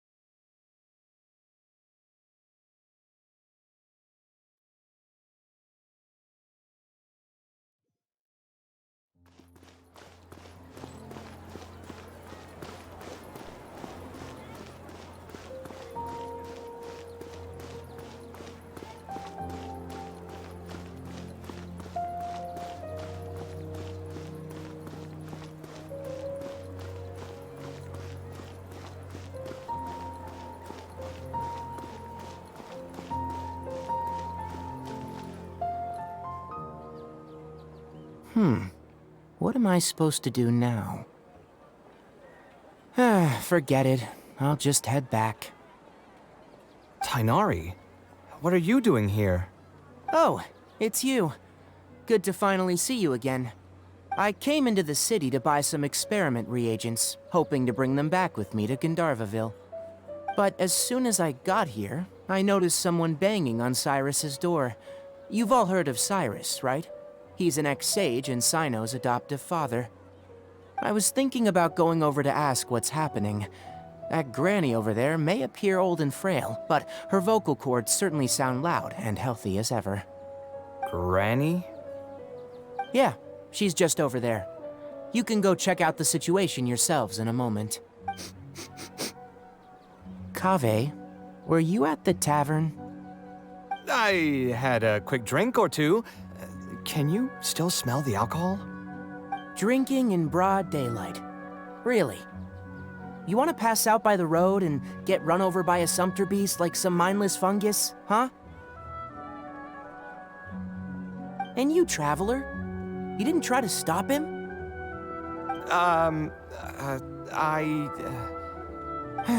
You look like a wreck, Kaveh. What happened? Are you feeling down again? You know what? I'm hosting a meal at Pardis Di tomorrow evening. Do you want to come? Huh? Oh, I had no idea. Let me think for a moment. I'll come if I can find some time. All right. Then I'll plan on reserving 2 seats for you. I'll be heading back to Gandharvaville for now. I have a feeling that argument over there is going to continue for quite some time. It might be best if we don't get involved. A granny who lives nearby. Let's go take a look.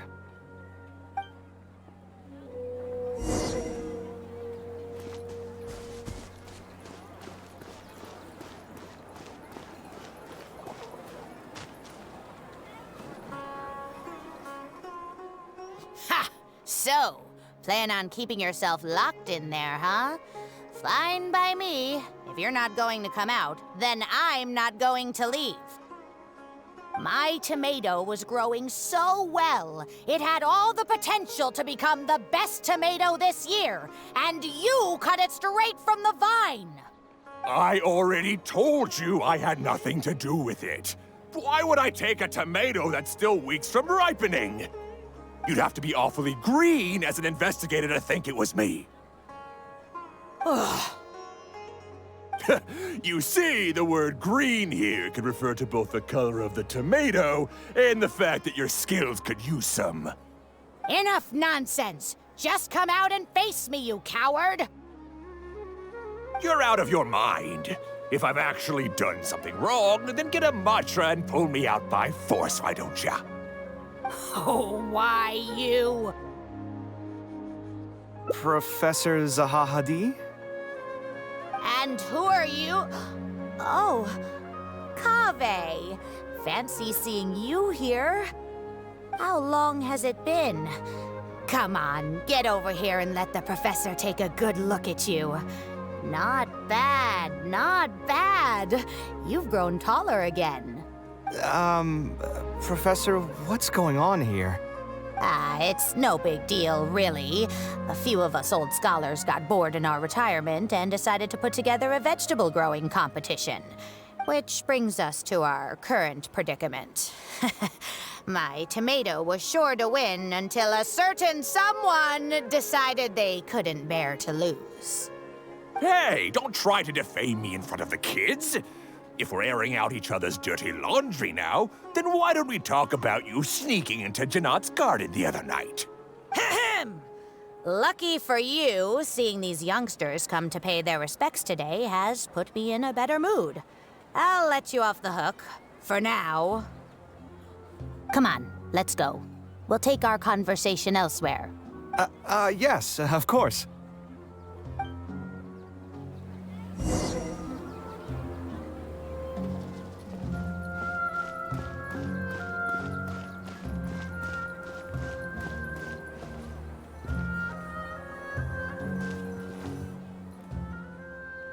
Is Faranak still doing well?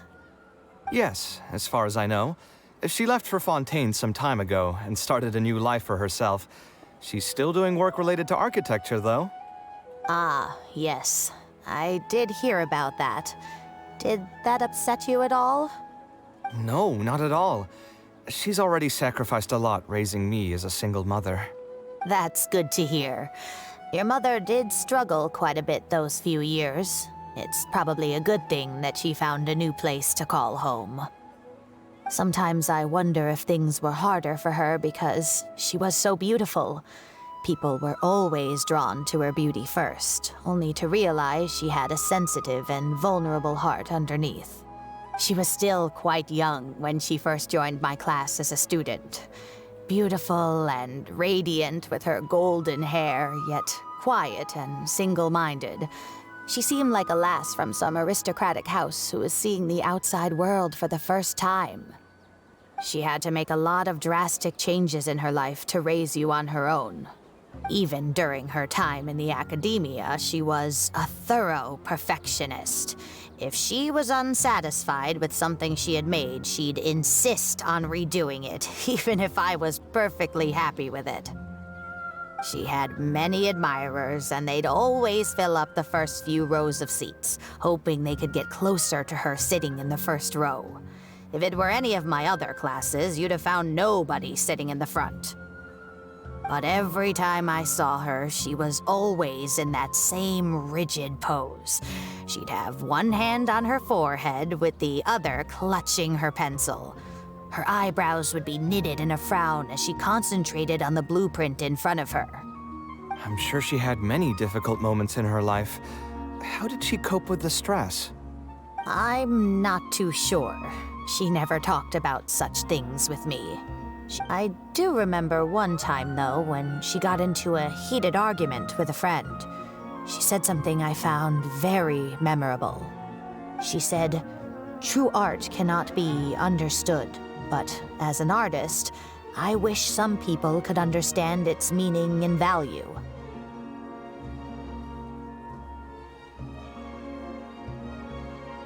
If you ask me, that's probably the greatest source of pain for geniuses of their craft. It's extremely hard for them to find someone who can truly understand their ideas. So that's how it is. I wonder if the password could be... I tried both just now. Seems those aren't it either. What are you trying to do? My mother left her notebook to me, but it has a password and I haven't figured out what it is yet. I'm trying to learn more about her so I'd have a better chance at cracking the code.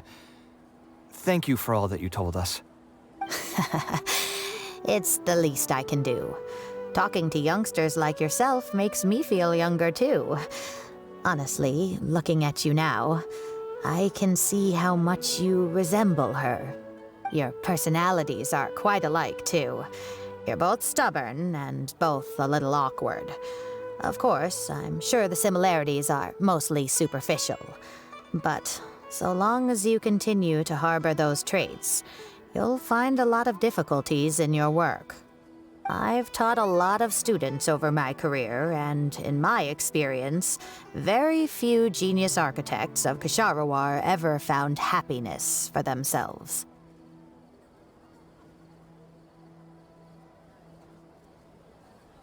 They would know exactly what they want to express and fight for it tooth and nail, which inevitably led to arguments with their clients. Some clients would choose to respect the architect's vision or just let the argument go because of the architect's reputation, but those are the rare ones. When Faranak first graduated, she was getting into arguments with her clients nearly every single day. I think it only got a little better when she met your father. I see. But could he understand the designs my mother made? No, I think they were probably beyond him, too. But despite that, he still stayed next to her, listening to her joys and sharing in her sorrows. Faranek had many admirers, but she ended up choosing your father. His support probably played a part in that decision. So instead of understanding, perhaps all we need is just companionship. Huh. It worked! Oh, was that the right password? Yes! Then you should be on your way, child. Find a quiet place and see what she wanted to say to you. Being the awkward person that she is, I suppose there were many things that Faranek could never say out loud. If you're ever in a mood to chat again, just come and find me here. You're always welcome to discuss architecture topics with me as well. Thank you so much, Professor. There's no need to be so formal. I'll let you kids go. It's time for me to take another stroll around the vegetable garden. I wonder what my mother could have written about.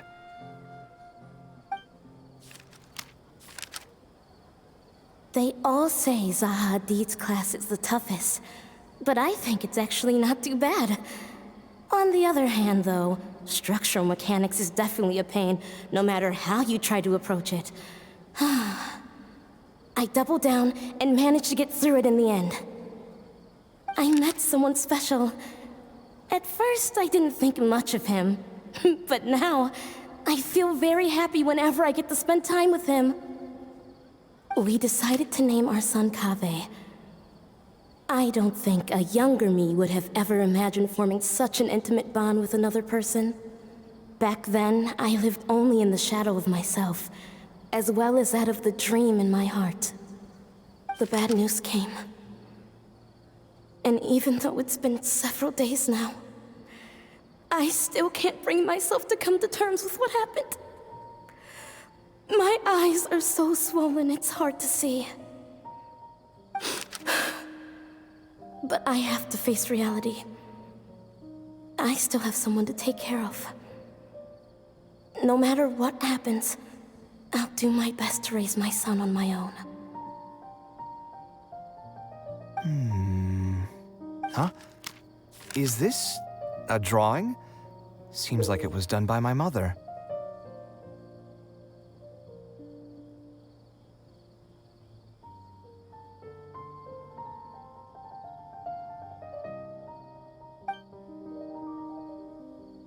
This blonde man was probably my father, But who are the other people in the picture? Huh? Why do a few of them look somewhat familiar? From the dates in the notebook, she probably drew this more than 30 years ago. I hadn't even been born yet. Maybe we were thinking too much. Oh, there are a few lines written in the diary about this as well. The one who invited us to the gathering is a talkative woman. Including us, 3 couples showed up. There was also a person who came alone. The talkative woman introduced everyone to each other. She spoke really quickly, so I couldn't quite catch everything she said, but I also didn't feel like asking her to repeat herself. My husband seems to be friends with the man with long ears. I couldn't really join their conversation, so I've resigned myself to sitting in a corner and drawing in my notebook. I don't think I'd be able to become friends with any of these people, especially that stiff-looking couple. That man is certainly very handsome, but he would constantly alternate between disjointed and serious ways of talking. His wife is a bit more bearable. We were not acquainted with each other to begin with, and I doubt we'll see each other again after this gathering. The ambiance of this gathering is surprisingly pleasant, however. Talking to people can allow us to find some peace after a long day.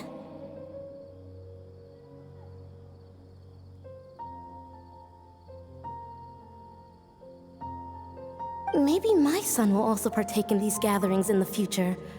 I hope he'll be able to make many friends. Who would have thought my mother used to attend that kind of thing? It seems she was only good at talking about her own work, and found it difficult to join into other conversations. As a result, she often kept to herself and would be off to the side, drawing. There's more written on the back. Oh, it seems like it was written to me. Kaveh. I was both overjoyed and distressed when I learned of your decision to continue your studies in Kasharwar. You are very talented, and I am confident that you will become an architect of much acclaim. However, the more talented you are as an artist, the more misery and anguish you may encounter. No one will be able to help you during your journey as an artist. But outside of your life as a creator, you can learn to form connections with other people and enjoy many other things in life. It's the only way to alleviate your suffering. Whenever you feel down, seek out a friend to sit and have a chat. You can accumulate joy and fulfillment by spending time with them. The positive feelings you gain will get you through the long and difficult years. Never forget that companionship is the most important thing of all. So that's the answer she prepared for me. She really thought long and hard about me and my future. Well, now that I've read her words, do you think I should accept Tainari's invite and attend that dinner at Pardis Di? The thought definitely crossed my mind. Although it'd be nice to get together with friends and chat the night away, I don't want to bring down other people's moods because I'm sad. Besides, don't most people hate the feeling of seeing their friends troubled and being unable to help? And what's worse, nearly all of my problems can't be easily resolved with some encouraging words or gesture. And don't forget, I'm also older than all of them. As their senior, I should appear to be a bit more responsible.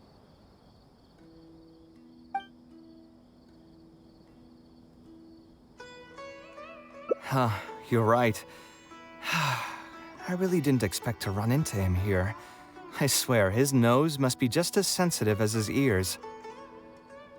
Well then, I guess it's best that we go and join him for dinner. That means I'll owe him yet another meal now. You know what? I'm not going to overthink it. I'll see you tomorrow at Pardis Di.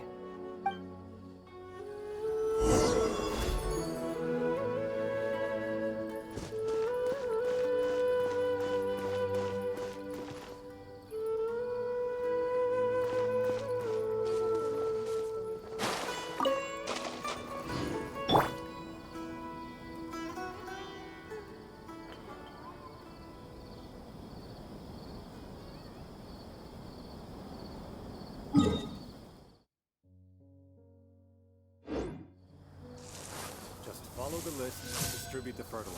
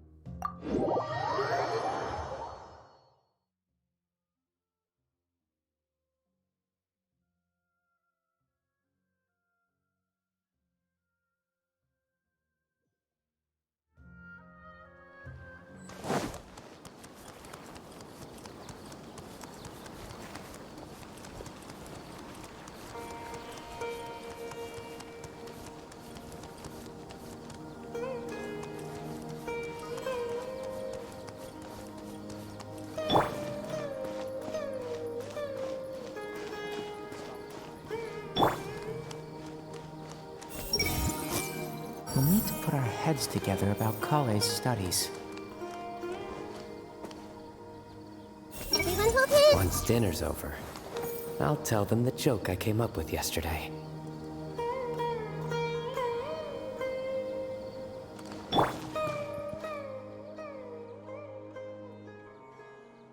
Alhaitham also got my invite, right? Will he be coming to join us? That guy? He's never been a fan of social gatherings. I wouldn't get my hopes up if I were you. Are you sure? All right then. I guess we won't wait for him. Yeah, let's go. I mean, maybe we should give him a little more time. We can keep chatting for a while longer. Oh, sure. You still haven't told me, what's the occasion for getting us together here at Pardistii? We're celebrating the end of the first phase of Kaveh's studies. I wanted to thank you all for the help you've given her along the way. Then where's Kaveh? She said she wanted to show everyone a bit of what she's learned, so she's still doing some last-minute prep at home. She'll be here shortly. Anyway, let's get started. To tell you the truth, I'm actually not so confident that the second phase will go as well as the first. The curriculum will become a lot more involved, and I'm worried that she won't be able to get through all of it. I was hoping we could brainstorm about it together before she gets here. I knew this wouldn't be just a simple free dinner. Is that why you also invited Alhaitham? Yes, I thought it would be good if we could all put our heads together about this. Anyway, let's take a quick trip down memory lane.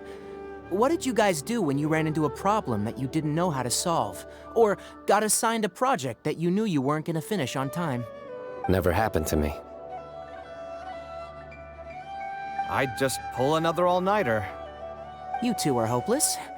Does anyone have a more useful answer to the question? Ooh, that's a good point. Confidence is the most important thing. Once you lose your sense of confidence, it'll become all but impossible to find the motivation to study. This could be a potential direction. I have already redesigned the literacy curriculum, and I was originally hoping to ask Alhaitham for his opinion, but... It's very simple.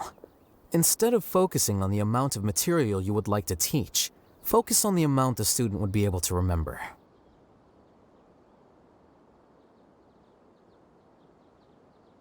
Wow, you actually showed up.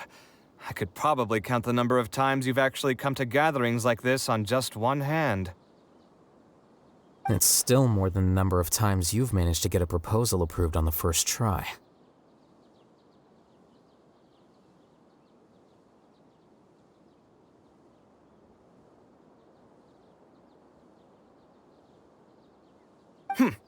As long as you're still aware. So, what made the difference this time? Are you looking to drink your sorrows away with some friends? That's your purpose for being here, not mine. Don't project your ways of thinking onto me. So you're saying the only reason you came is to help Tainari with his brainstorming? Precisely. Kaveh will have a long road in front of her. Hey, just to get one thing clear. Even if Kaveh manages to make her way to the academia, we cannot let her enroll in Haravatat. Ksharawar is obviously the best choice for her. She's been a trainee forest ranger for so long, she'll definitely be good with her hands. What are you saying? Spawn Tamad is the better choice. It's where I graduated from, after all.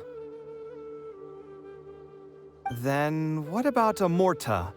That's the Darshan her master actually graduated from. There are only 2 other Darshans left. We might as well select all of them on her enrollment application. I'm trying to have a serious discussion here. Traveler, you aren't associated with any of the 6 Darshans. In your opinion, which Darshan would be the best choice for Kaveh? Well said. Agreed. And my goal in inviting you here was to gather some thoughts on the execution of this second phase. Phase 2 far exceeds Phase 1 in both curriculum complexity and the speed of instruction. I hope Kaveh has prepared herself for what is coming. Hey, what are you thinking now? Please don't tell me you're planning on lending her those abstruse books from your home library. Actually, I was thinking about lending her a professions guide. I'll make sure to write, "Don't become an architect" on the front page of that.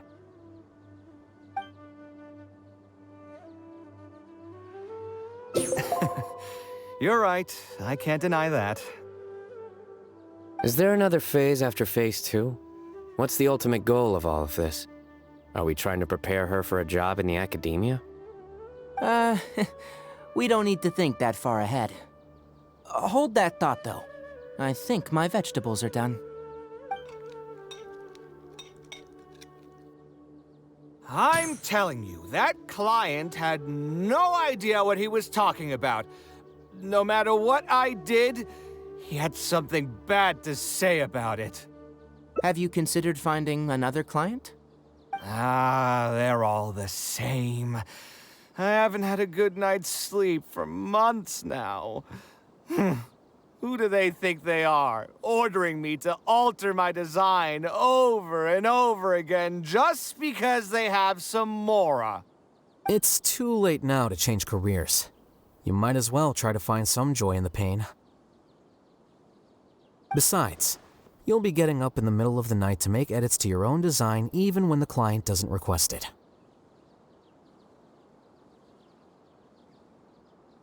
No. That's not true. Cheer up, Kaveh. I'll tell you a new joke.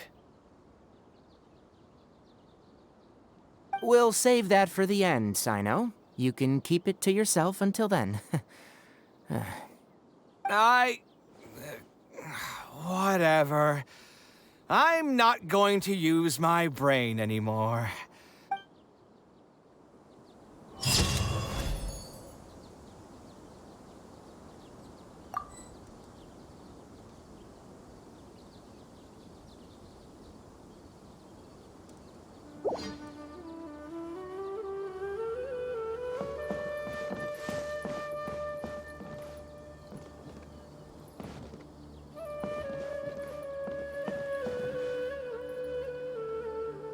When will I hear back about my application?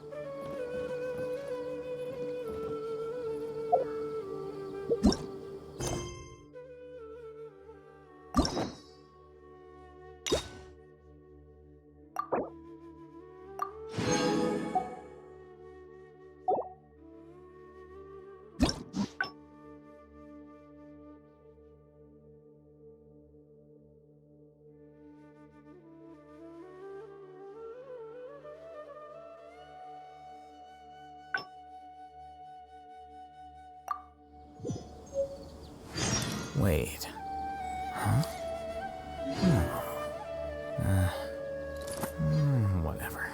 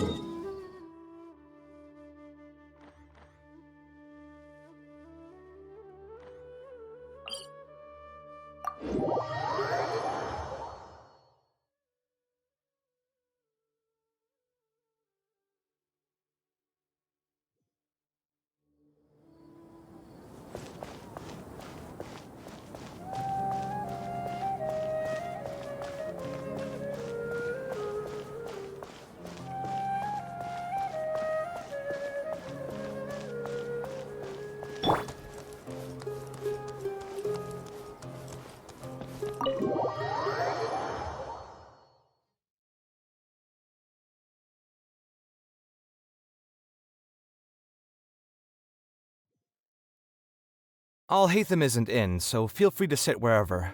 I'll bring out the box.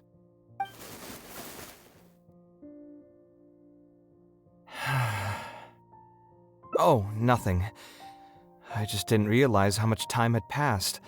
The box is pretty dusty, which means it's already been a while since I've moved into this place, and many years since my mother moved to Fontaine. I'm happy for her. I hope she'll be able to find happiness there. She raised me all by herself after my father passed away. It definitely wasn't easy for her. Anyway, enough about that. Let's see what I packed into this box. What are all these things? Oh, I remember now. This is a drawing I made in Port Ormos. Obviously, I wouldn't call it anything special now, but I was less than 5 years old when I made this drawing. That's more than 20 years ago. You could say it's pretty good for a child of that age. Now that I've said that out loud, I suppose I do have some level of artistic talent, right? Criticism and self-doubt have always been a part of the artistic process. Without criticism, there can be no improvement. It's normal for me to question my abilities from time to time.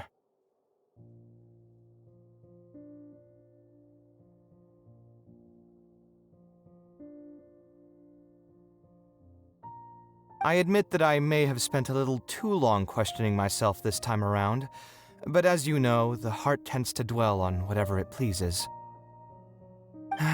Anyway, never mind. The more I talk about it, the less confident I feel. Let's see what else we have in the box. My building blocks! It's been years since I've last seen these. When I was a kid, I used to stack them super high, and could even stabilize the tower to keep it from tumbling over. Oh, and this blueprint. I made it by copying my mother's sketch, and I was super proud of myself when I finished it. And unfortunately, my mother... It was only a few days later that he finally gathered up the courage to pay my mother a visit. My mother took me with her to personally apologize to the client several times. She didn't scold me about it in private, though. Instead, she went over all the steps required to draw a good blueprint, and was very patient throughout the whole process. I still remember it like it was yesterday. Let's see, is there anything else left in this box? What was this again? This is my mother's notebook. She used to write and sketch in it all the time. When I was a child, I used to be super fascinated by this notebook. Wonder why she didn't take this... If only I could.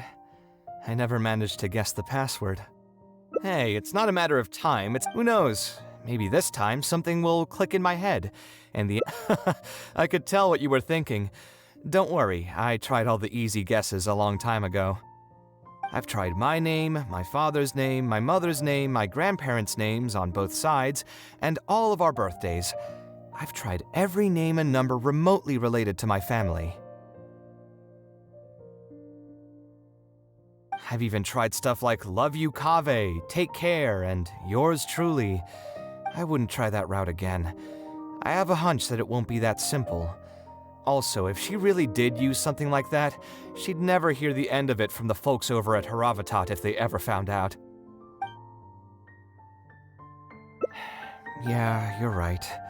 Although I was hoping to find some words of wisdom from my mother, if I stop and think about it, her words may not be the advice that I need to hear right at this moment. Everyone's life journey is different.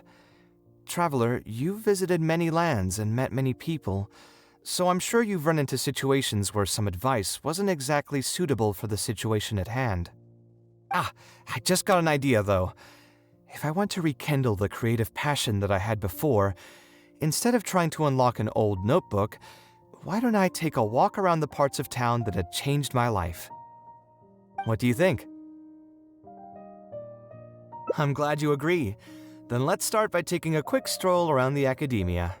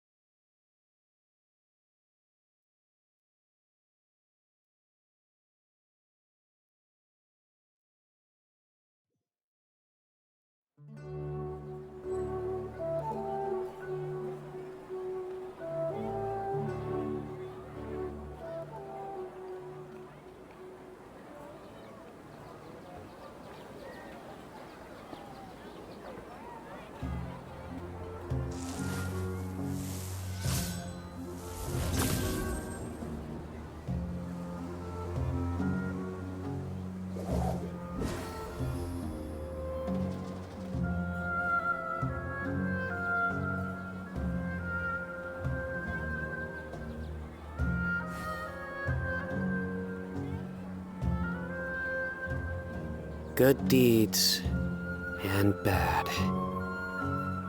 In the end, all will be placed upon the scales.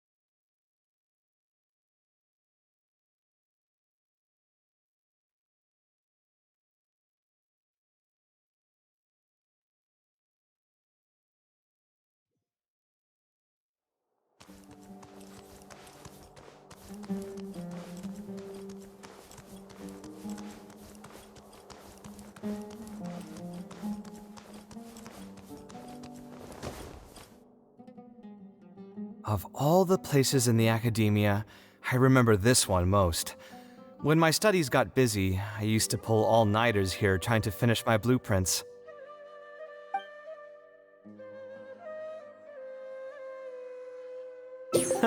Who doesn't miss their time at the academia? Life was a lot simpler then, and we all had far less troubles. I created many designs that I thought were beautiful in the House of Dana. I drew whatever came to mind, since I didn't have to care about budget constraints or turning them into reality. If I had to give a reason, it'd probably be because I like the ambiance here. The Academia also had a rule that allowed scholars to annotate any physical books they came across. As a result, the books here are chock full of scholars' wisdom across many generations.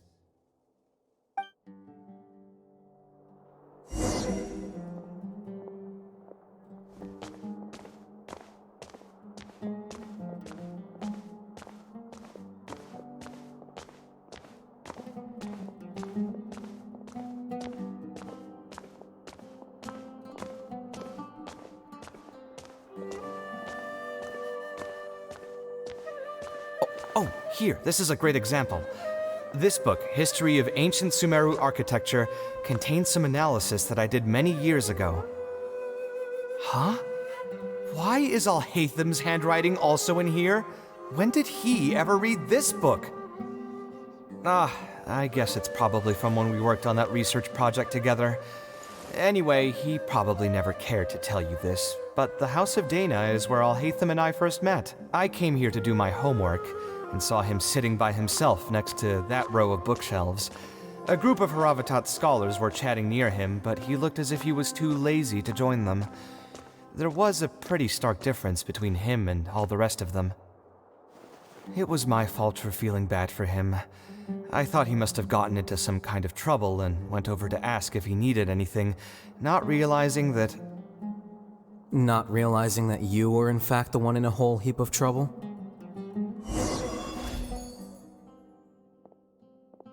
Alhatham? Why are you here?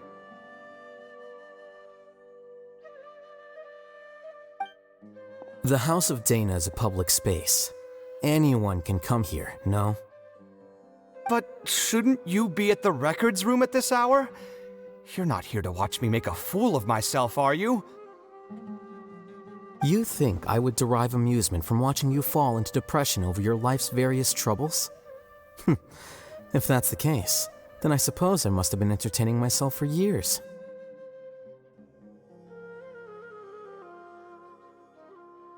I came here to pick up a few files. If your voice hadn't managed to get through my soundproof earpieces, I probably wouldn't have noticed you.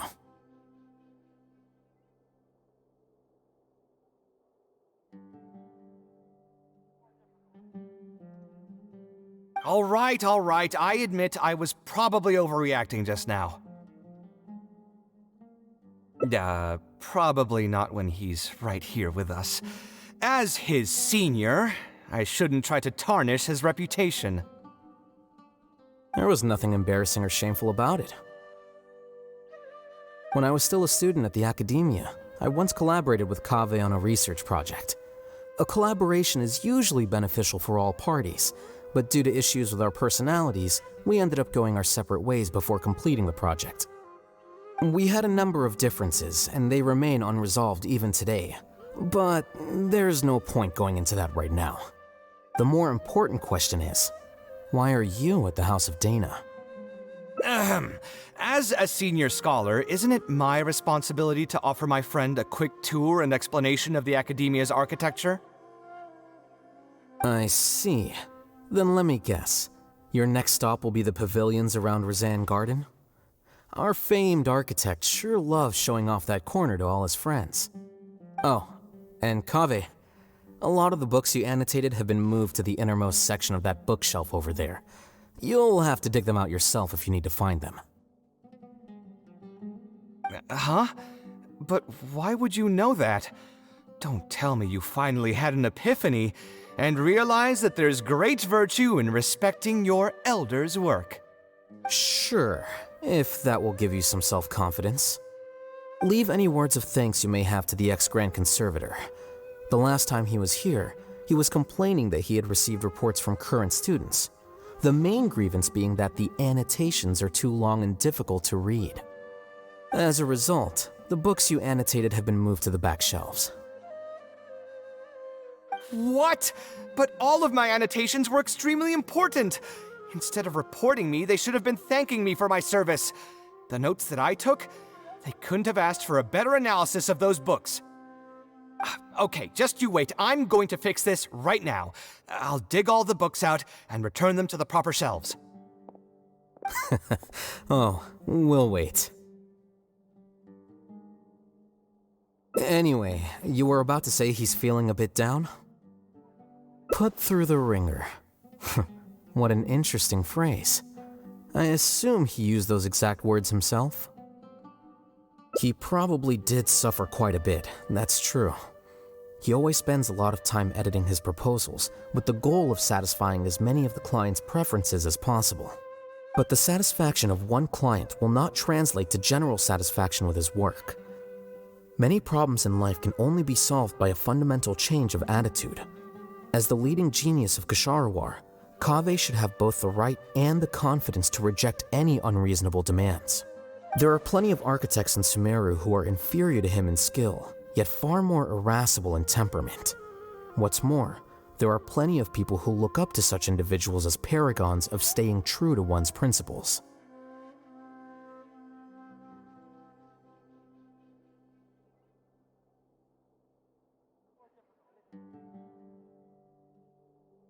Clearly, his predicament is inevitable, since he holds other people's feelings as more important than his own. Of course, each person is different, and we should respect the paths that they have chosen for themselves. Admonitions will serve no purpose. People tend to succumb to familiar pitfalls, and this is especially true for those who believe it's their duty to carry more burdens on their shoulders.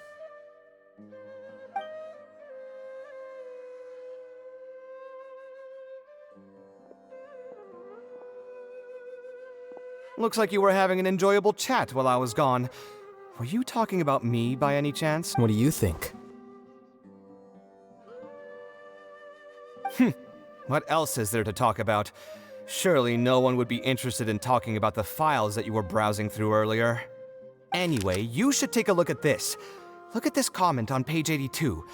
Dear Kaveh, thank you so much for annotating this book in such detail. It was a great help to me. See that? Now that's how a student should treat their seniors. And it looks like you're already in a much better mood now. It really doesn't take much to make you happy, huh? Me happy? I'm mocking that retired blockhead for being so full of himself. He understands nothing about the true beauty of architecture.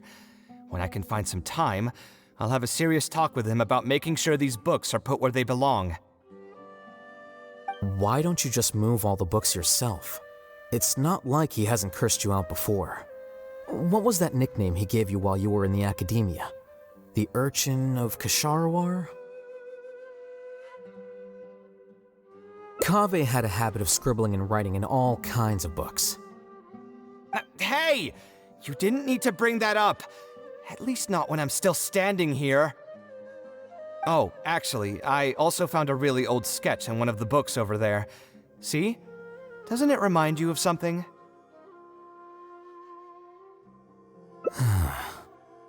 Huh?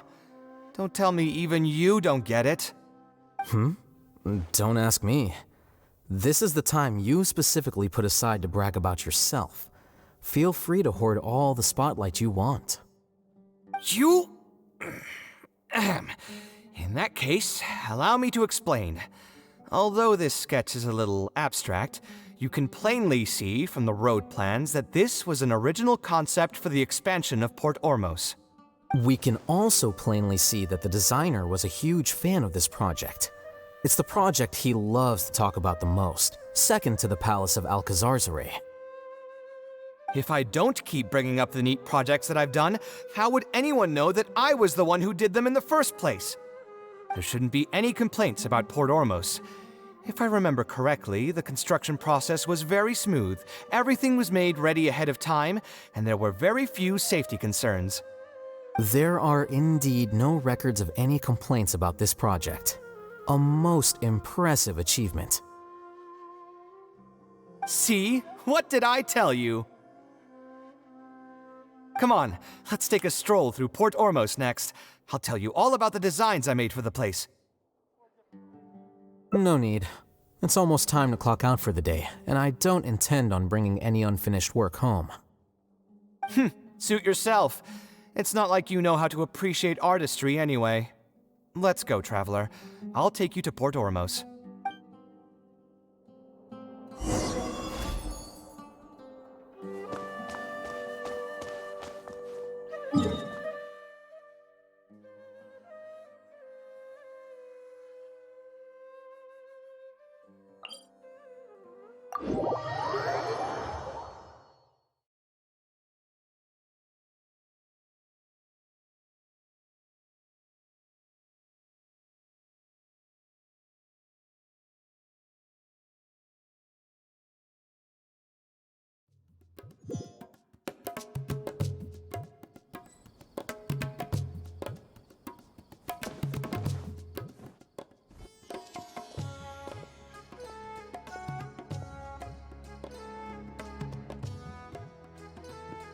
Port Ormos. No, I didn't design any one specific building. Most of my work here concerned structural renovation. Port Ormos had already existed since I was still a young child. It wasn't as large as it is now, though. It only came to its current size after a sizable expansion. I was part of that project. The arch bridge over there, for example, that was one of my designs.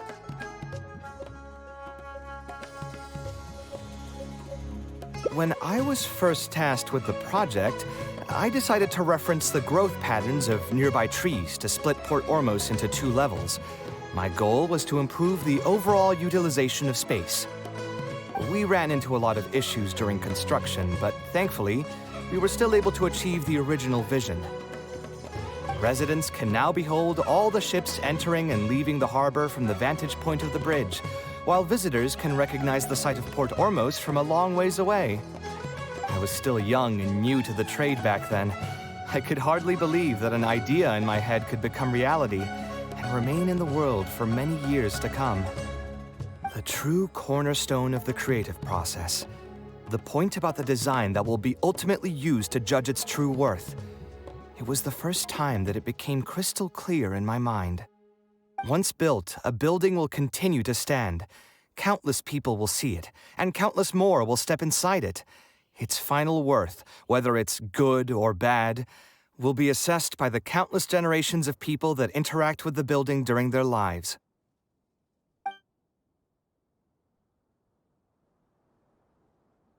You think so? I'm glad to hear that. But even with this project, I still had one small regret. My budget was tight, and I was unable to use the higher quality timber I had originally intended for the design.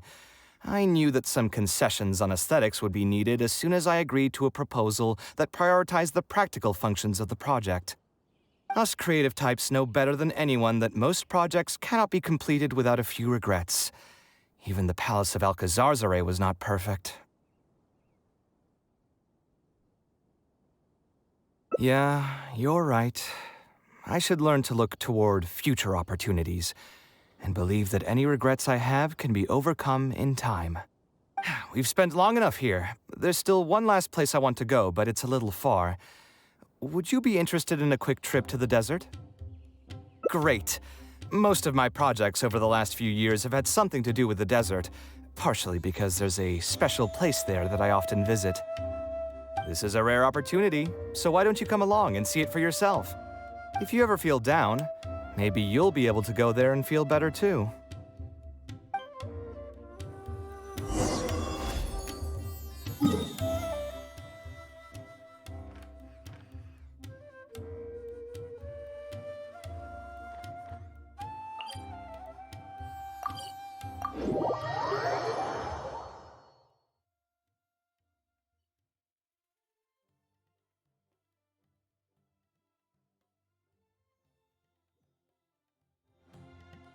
Who would have thought that so many primal constructs could have congregated here while I was gone? We won't be able to sit and talk peacefully with these guys around. Let's clear the area.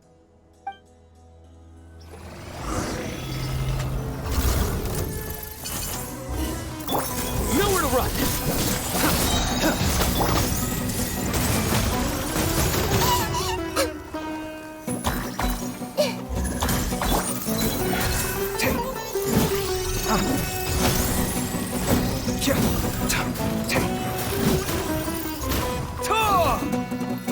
Come at me!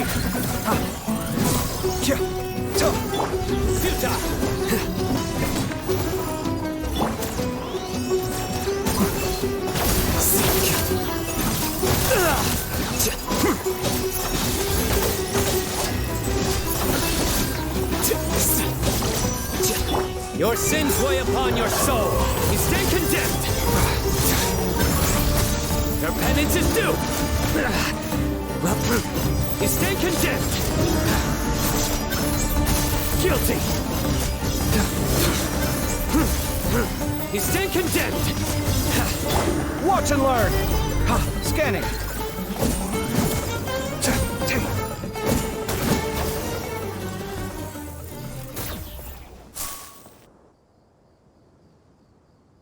Isn't this place great? I often come here to clear my mind when I'm dealing with a difficult situation. You know what I mean. Everyone finds themselves in frustrating situations once in a while. Just take me as an example. My family life got shaken up quite a bit when I was young. I struggled in school, and I got into a huge pile of debt building the Palace of Alcazarzaray. Although Alhaitham thinks that it's because of my personality that I continue to live in the shadow of the past, I think it's also just a part of life. You could probably say I followed in the path of my mother. Like her, I've gained a name for myself as an architect, built something that's seen as my magnum opus, and found many projects that others have entrusted to me to finish.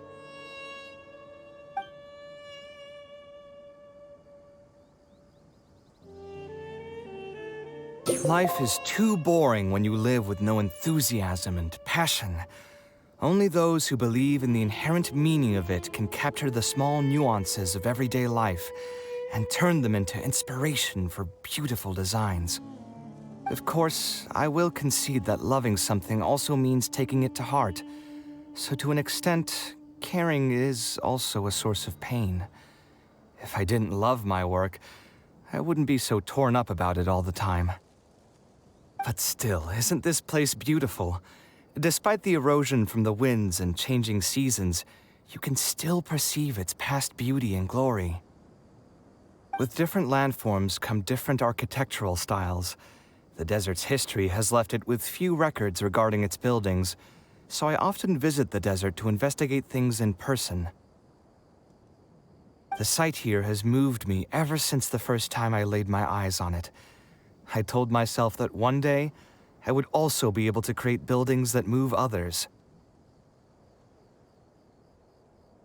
My pain will one day fade into nothing, just as I reach the end of my life. But buildings are different. They are far more valuable than most materialistic things, and far more durable than human flesh. As long as there remain souls in the world who can decipher the meaning behind them, they will also have acknowledged me across the vast stream of time. If you were to ask me what art is, that would be my answer. You think so? But I feel I've always been like this. Remember that question I brought up before? The one about whether I should see art as a divine gift of inspiration from the gods, or as a product of my own existential struggle? I still haven't found an answer to that yet. But if art wasn't inherently paradoxical and enigmatic, then people probably wouldn't be drawn to it. Those who pursue art will be unable to avoid the pain that it naturally brings.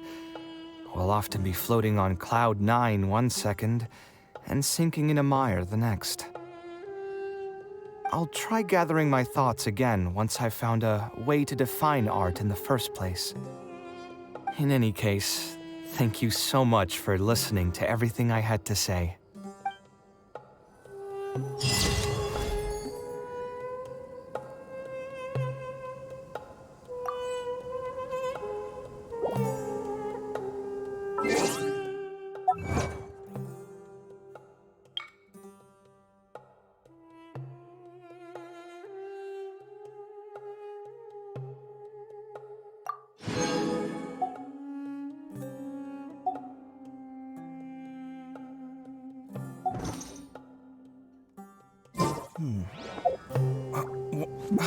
Where's my key?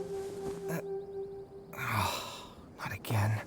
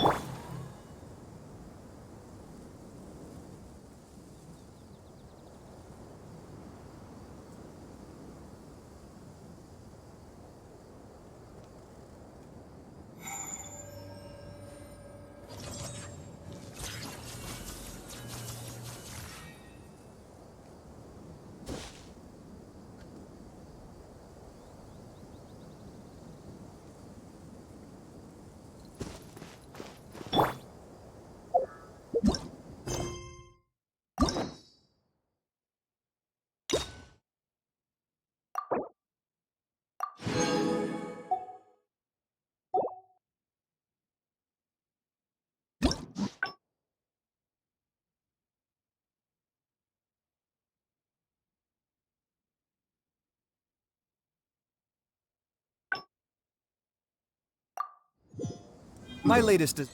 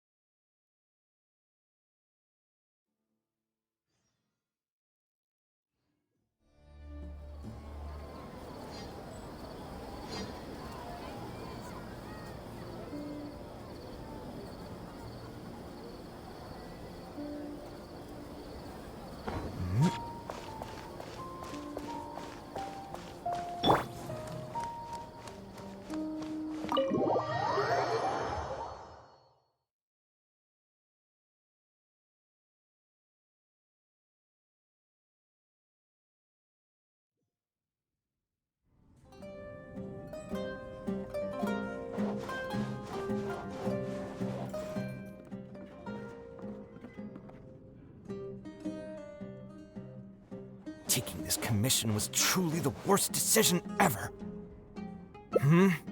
Oh, hey, I wasn't expecting to run into you here. Actually, while we're on that, what are you doing here at the tavern? Don't listen.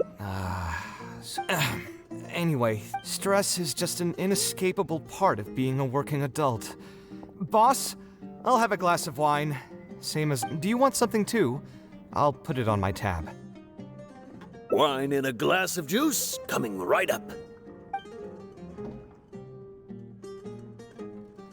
I know you're already keeping a secret from me. That guy, though... What was he... Another glass, please. You've got it, sir. It really is every up, but perhaps getting used to... I would spend a lot of time I suppose, though, that just sticking to your guns and completely disregarding other people's feedback would also not be a good thing. All of this makes for a real paradox, one that particularly crops up in my work, too. In the end, what is the true meaning of art? Should I see it as a divine gift of inspiration from the gods? Or Here's your drink. How are you already spouting nonsense after just one glass? Your tolerance is usually much better than that. Boss, what do you think is the meaning of art? The meaning of art? Really, Anyway, I don't know about art, but I do know that I'm interested in business, and some patrons are waiting to be served. So, you'll have to excuse... What do you think, traveler? No worries. It was just an offhand question. It's been bothering me for a while. Even when I'm awake, the question haunts me like a bad dream.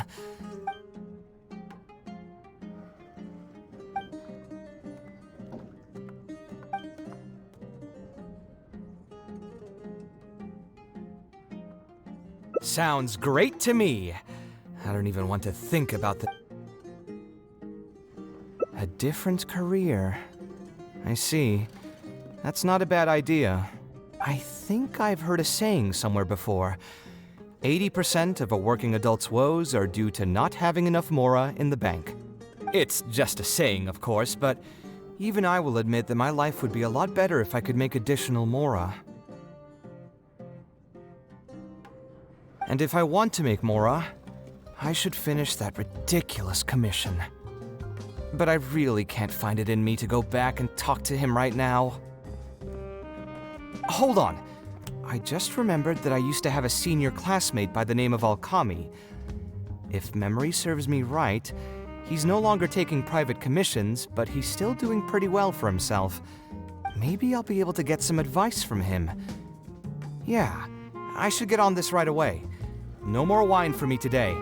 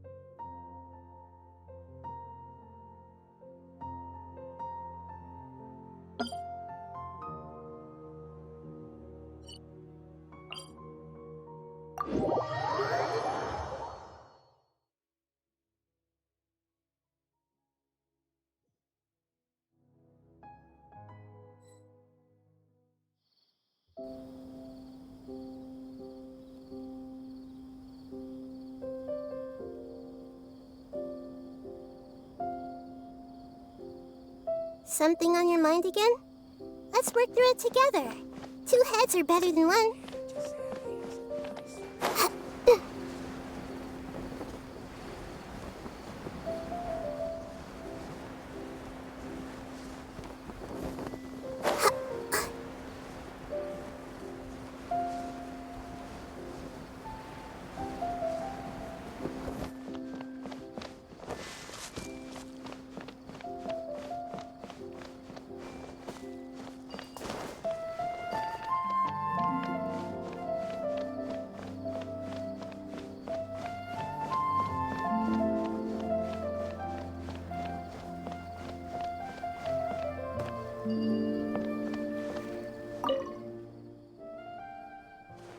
Ah, Kaveh, it's you! It's been a while. What have you been up to recently? Yeah, it's been a long time, Alkami. Things haven't changed much for me. I'm still taking private commissions for all kinds of projects. I heard that you were the genius behind the Palace of Alcazazare. I bet you're all set for Mora after a project of that size. Well, it's hard to make a profit from every project, you know? Hard to make a profit? You've got to be joking. I've never met an architect who didn't make a profit from a project. Unless the client fled before they paid the commission fee in full. But that doesn't sound right either. Doesn't Dory have a pretty decent reputation in our local business circles? I don't think she's ever been involved in any kind of big scandal. Well, about that. I mean, it was complicated.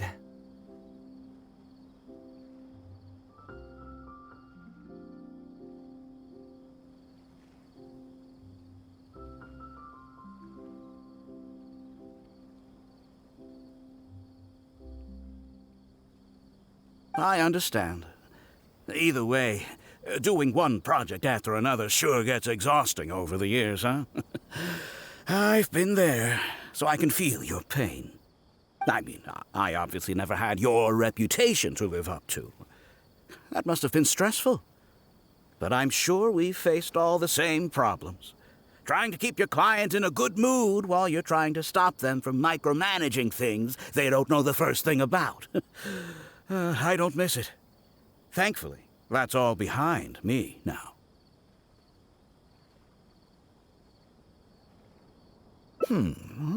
Not exactly. My work is still closely related to architecture.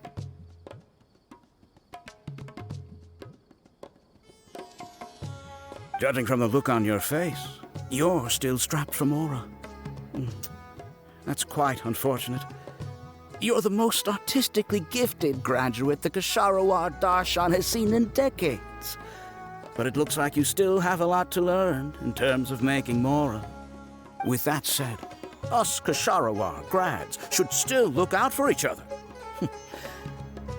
What if I told you about an idea that'll absolve you of all your Mora troubles going forward?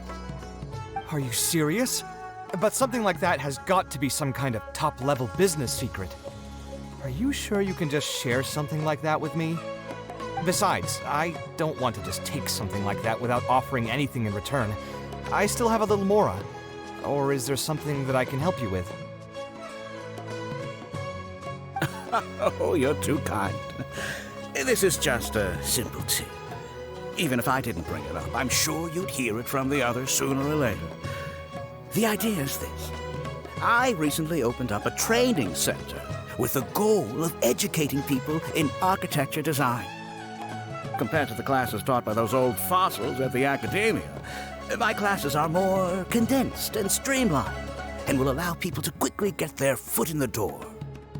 Unlike the academia, I won't turn down anyone who's interested, rich or poor. As long as someone wishes to learn more about architecture, I'll accept them into my training center. It just so happens that I'm still looking for a few more instructors. So, what do you say? Interested in coming over to give a few lectures? Regardless of the pay, I can already guarantee that it'll be far more comfortable than working on random people's private commissions. Ah, So you want me to join you as an instructor? That does sound like something I'd be able to do.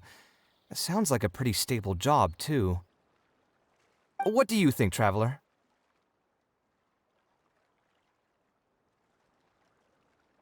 Then it's a deal? Yes, it's a deal. Thank you, Alkami. Oh, like I said, there's no need to thank me for this. The lecture room is not far from here, so you can just come straight here tomorrow morning. As for the pay, how about we start at 300,000 mora per lecture? 300,000? Are you serious? How could you offer so much? It would seem that you're still oblivious to your own economic worth. 300,000 is nothing compared to the prestige of having the Light of Ksharawar as one of my instructors. 300,000 is also just the base rate. Just trust me on this. The longer you stick with me, the more you'll come to understand your true value in the market. I have to go make some preparations now. See you tomorrow. I was never particularly close with Alkami when we were in school. Who would have thought that he'd be so nice and friendly? I've hosted free lectures before, but this would be my first time being hired to lecture for a formal business. 300,000 mora per lecture. Whew! I'm so excited that I'm starting to get nervous. Thanks so much. I think I will be able to relax a bit more with a friend in the audience. Now, what should I talk about tomorrow? Some lessons I've learned over the past few years? I should probably save those for later. For my first lecture, I should start by getting them more interested in the field. All right, let's meet here again tomorrow morning. I should hurry home and create some kind of lesson plan. If I'm going to become an instructor, I should make sure I show up prepared.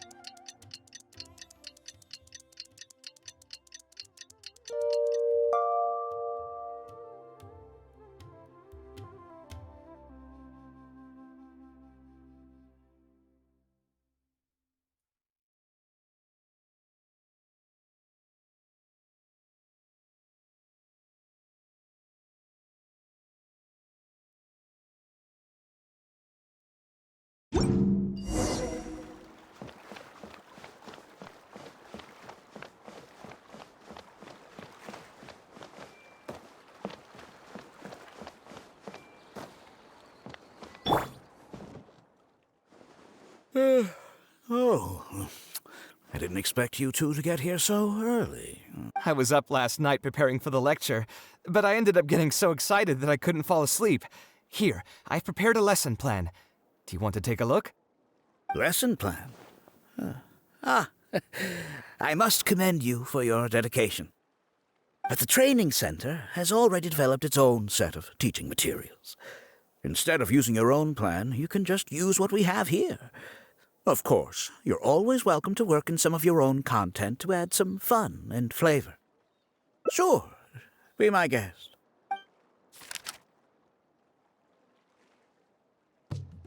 It's almost time for the lecture to start. Feel free to head in and start the class whenever you're ready. Huh. So you've already developed your own set of teaching materials. Seems like I won't need the stuff I've prepared after all. There's something else I want to ask, though. This isn't going to be a large class, is it? No need to stress. There are only 20 people in this class. There are 14 classes at my training center. Out of all of them, the first class has the best grades, so I've directed them to you. We'll see. 20 people, huh? All right. I think I can handle that. Oh, and one last thing. In the interest of keeping a quiet learning space, only instructors and students are allowed in the classroom when class is in session. I'm sorry to say this, but your friend will have to wait outside while you teach the class. Sorry about that. I'll meet you at the door when the class is over then.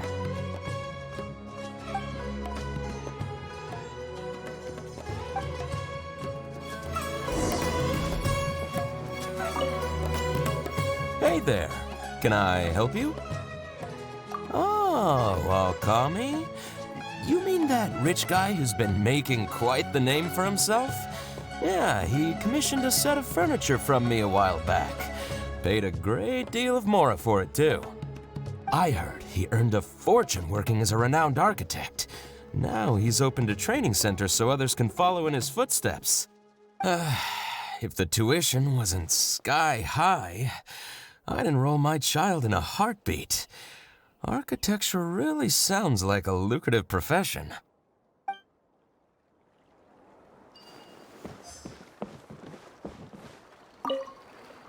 Did you hear? Alkami recruited Kaveh to be an instructor. I bet that'll boost his enrollment numbers. Really makes you jealous, eh? If you think about it, Alkami was never that talented himself as an architect. If we're just talking about professional skill, no one would pay for a class with him. That's true, but you've got to admit, his advertisements are really effective. After all, the academia only admits those that can pass its entrance exam, so only a few people could hope to study architecture in the halls of the Kasharwar. For those who can't pass the exam, or who just want to jump straight into the industry, the training center is the best bang for the mora. Man, to have that kind of business acumen.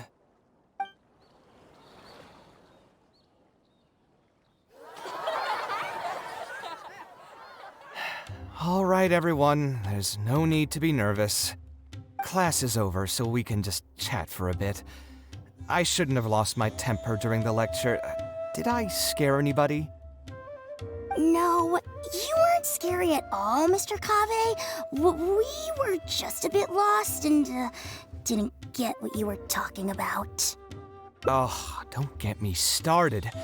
I was trying to use Alkami's materials, so I flipped through some pages and gave them a closer look.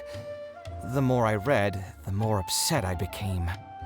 Alkami may fool an amateur, but he can't fool anyone who's active in our profession.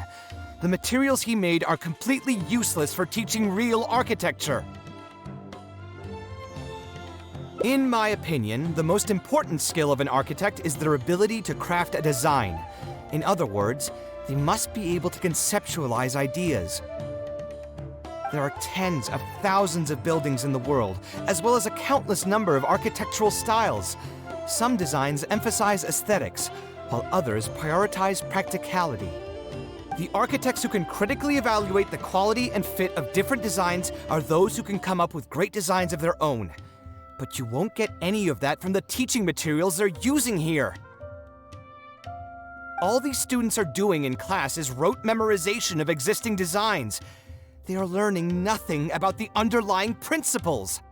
How can they expect to become real architects? When they're done with this class, all they'll become are dilettantes with a pitiful smattering of architectural knowledge. But Mr. Kaveh, we didn't really understand anything you said after you threw away the materials either. What's the big deal anyway? It's not like we're looking to make some works of art. We just want to make some mora. You're studying architecture to make mora? Yeah. Why else would we be studying here? My biggest dream is to become someone like Mr. Alkami. Once I finally make my fortune in architecture, I'll be able to buy anything I like. Huh.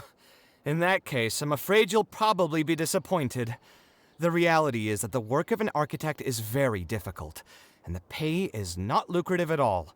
Believe me, I'm a perfect example. But how? Mr. Alkami just told us last night that you made a killing by building the Palace of Alcazarzare. He also said that as long as we graduate from his class, waves upon waves of people will reach out to us with private commissions, and we can just sit back and wait for Mora to fill up our pockets. It won't be long before I can put these miserable days behind me. Come on. And you all believed everything he said? But Mr. Alkami is really rich, isn't he? You... It's pointless trying to argue this with you right now. You've already filled your heads with pipe dreams. Let's go, Traveler. Let's hear about Alkami's true plans from the man himself.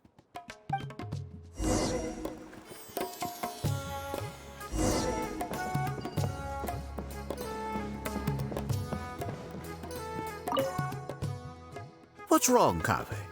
You look quite flustered. Did one of my students offend you? Were the students not astute enough for your liking? I must implore you to go a bit easier on them. After all, they're nothing like the genius scholars you're used to dealing with at the academia. We don't need to strive for perfect understanding. Yeah, I'm mad at them. But I'm even more upset that you're scamming people under the guise of teaching them about architecture. The students are all here hoping for a quick way to make money, but we both know that an architect's life is hard and exhausting. Just a little while ago, I was toiling over the 6th draft of a design for a client. If your client is unhappy, you can't break ground, and the longer a project goes, the longer it takes for you to get paid in full. What's worse, if your client disappears in the middle of a project, good luck getting anything from them ever again. You know all of this just as well as I do. Why lie to them? Look, Kaveh, you may be the light of Ksharawar, but like I said, you still have a lot to learn about making Mora. You may deny it all you want, but it's a fact that in today's Sumeru, architecture is a terrible profession.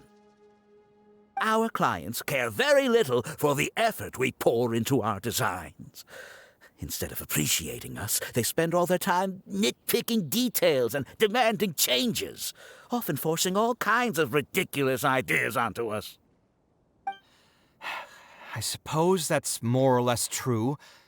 Go on. Why should we cling on to a profession that's difficult and unrewarding?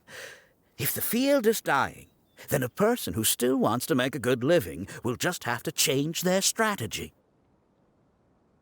If it's near impossible to make money as an architect, then why not just establish a training center and train other people to become architects in our stead? Wait, how does that make any sense? Aren't you just leading them into the same trap? We are already stuck, my friend. The more people we can lead into this pit and stack as padding beneath our feet, the more comfortable our lives will be. That's right. Making money as an architect is a slow and agonizing process. In comparison, earning tuition from a training center is far easier. None of the students will ever know, however. In their eyes, all of my income was earned during my years as an architect. The more students I get, the more money I earn. And the more real that dream becomes. And then what? Once they graduate, they'll still find out the truth about architecture and struggle to stay afloat amid all the problems we already talked about. When that happens, your facade will pop like a soap bubble. No one will believe you anymore. But that's just one way to look at the problem. No two people have the same amount of talent. Even if they fail to strike gold in the future, you can't say that it's my fault and mine alone. Oh, and also, I never actually promised that they would achieve financial freedom as long as they become architects. All I did was nudge them towards that belief. I'm not even scared if they do come back and stir up trouble. My training center has all the required permits and certifications. How can you sleep at night knowing that you're doing all this? Tell me, is your heart carved out of brick and stone? I can't believe that I once saw you as a decent human being. I am beyond disappointed in you. And the same goes to you. How many years has it been since you graduated from the academia? If you still can't accept something like this, only fools will see art as revered and sacred. In the end, art is just another business. being successful at running a business is an art form in itself. I urge you to think about what I've said. Offloading your pain onto others is the only way a person can live comfortably in this world. As the light of the Ksharowa, you've accumulated plenty of fame and respect. It's high time that you use those resources to improve the circumstances of your own life.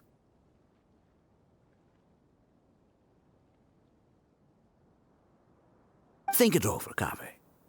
I still believe our collaboration could be very fruitful.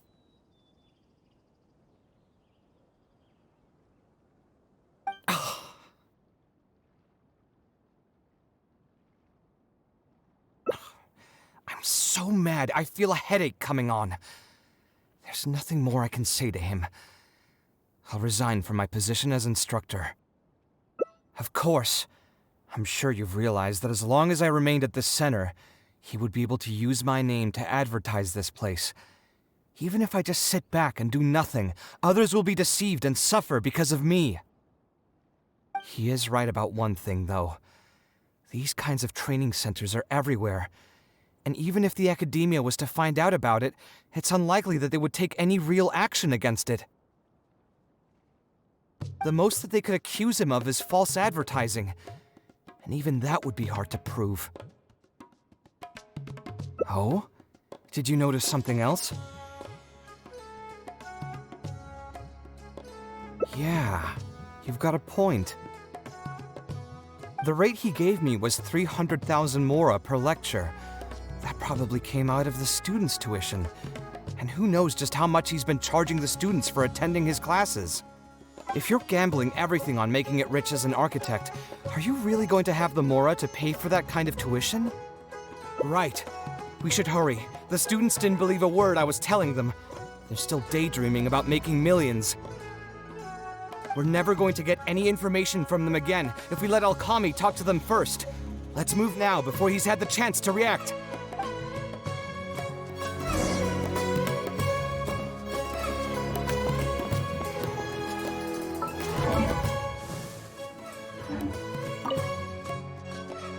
Oh, Mr. Kaveh? What are you doing back here? Class finished a while ago, but you're still here. I wanted to stay for a little longer. I'm still thinking about everything you taught during the class. Even though a lot of it went right over my head, I still thought the houses you drew were really pretty. Of course they were. All the examples I drew were world-famous landmarks.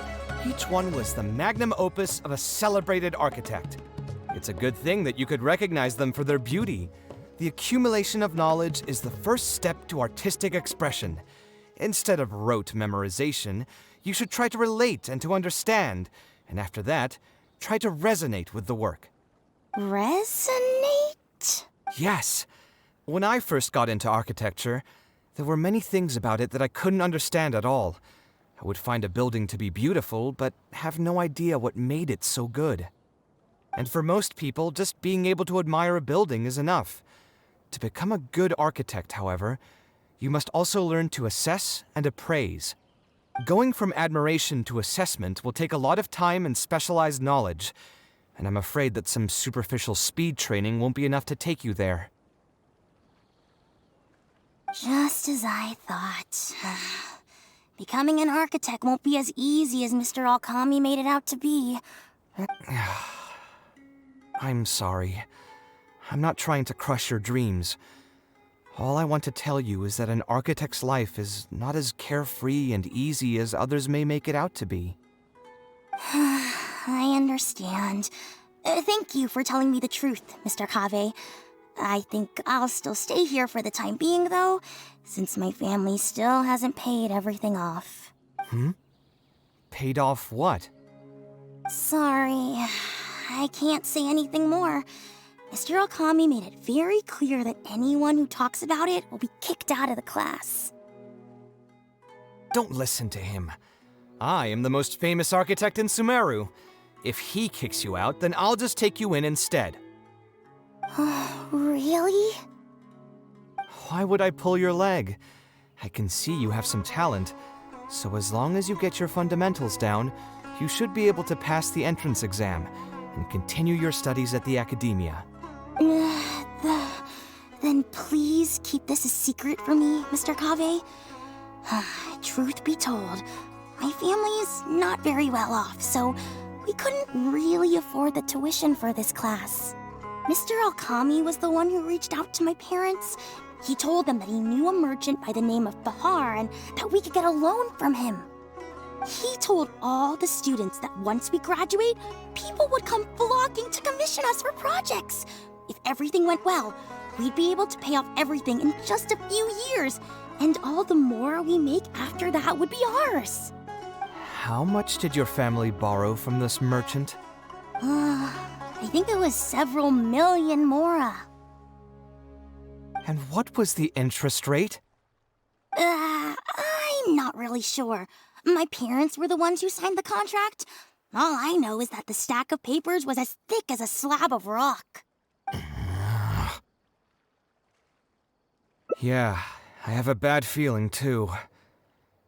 Something about the whole thing feels dastardly familiar. We need to find that merchant to confirm. But if we were to confront him right now, there's no way he'd admit to anything. Good idea. Hey, tell me, do you know where we'd be able to find this merchant? We last saw him on the north shore of Port Ormos. Who knows if he's still in that area, though. Well, it'd still be worth taking a look. Architecture... No. The arts shouldn't be used as bait for a scam. We need to do something before the students' lives are ruined even further.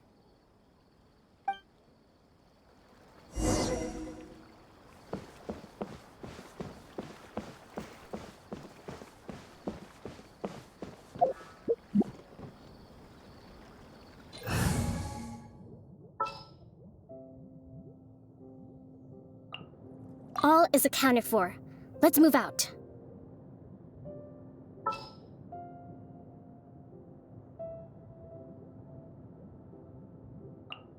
Hopefully this won't take long.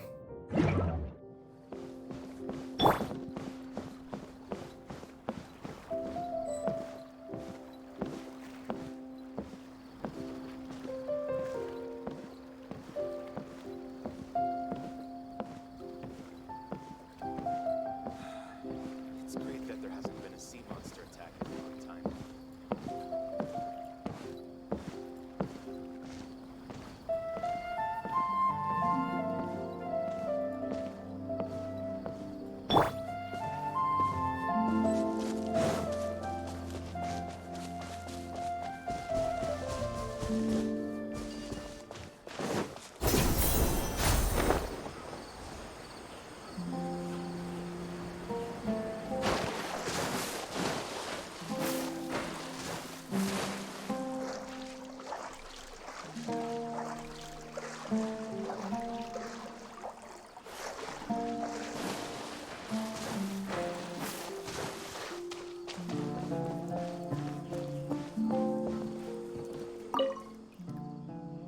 Oh, I don't think I've ever seen you guys before. Here for— You're Fahar, right? Yes. May I ask who introduced you? Alkami. My friend here wants to enroll in his architecture class, but they're a bit short on money. Alkami told us you're the man to go to in this kind of situation. Oh, sounds like his business is booming. How much do you need? Let me see. I'd say around 3 million mora. Oof, you call that a bit short on money? Anyway, since you're here because of Alkami, I can work things out for you.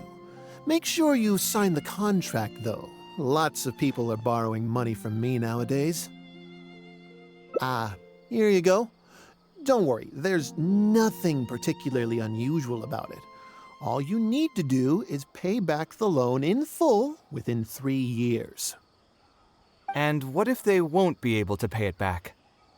What do you mean, won't be able to pay it back? Once you graduate from Alkami's place, you'll be making millions of mora a year. Easy! At that point, paying this off will be a piece of cake. And even if you were to run into some difficulties and need to delay the installments, it's no big deal. We're all reasonable people here. If you can't pay quickly, you can just pay it back over a longer period. All that would change is your interest rates would get a little higher. It's hard work running a business. If we're taking risks to supply you with Mora, it's only fair that you take on a bit of the financial risk as well. Anyway, there's no point in tying yourself in knots over the contract. With the way you're reading every single line, it's like you're worried you're about to get scammed out of your whole life savings. Why would I lie to you? Tons of students at Alkami's place have signed the contract. Aren't they all doing pretty well for themselves? I just did some calculations in my head.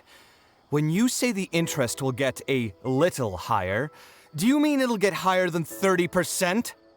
Of course, the contract did a great job of trying to obfuscate that fact. It only listed the amount that you'll have to repay every day, which gives the false impression that the amount hasn't actually increased by all that much. If you actually do the math, however, it's clear that the amount you need to pay on interest alone will amount to hundreds of thousands of Mora per year. Most people can't even make that much Mora in a year. Your greed really knows no bounds. Even my creditor doesn't dare to raise rates that high. Once a family's signed on to a scheme like this, there's no getting out. What are you trying to say, huh? I figured something was off when two well-dressed people came looking for a loan. Think you got the better of me? Too many people are sticking their noses where they don't belong these days. Luckily for me, though, this is a pretty secluded spot. Hey, come out and teach these guys a lesson! Eremites? I've already fought off more than my fair share of them when I was working in the desert. There are only a few of them, so they shouldn't pose much of a threat. Marak, you're up! Following orders. Rebuild! Take! The doctor was singing.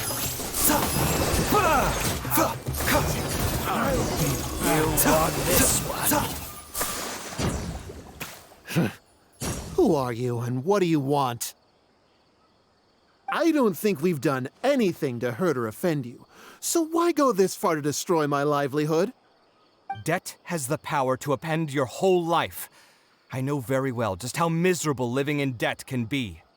But my debts are the culmination of many different factors, and my interest rate is still somewhat reasonable. As long as I continue to work with my situation in mind, my debts will eventually be paid off. But these students are different. They have neither the mental preparation nor the financial resources to pay back a debt like this. You sold the dreams of becoming an architect to the students as bait, urging them to take on insurmountable amounts of debt to satisfy your greed. Ha!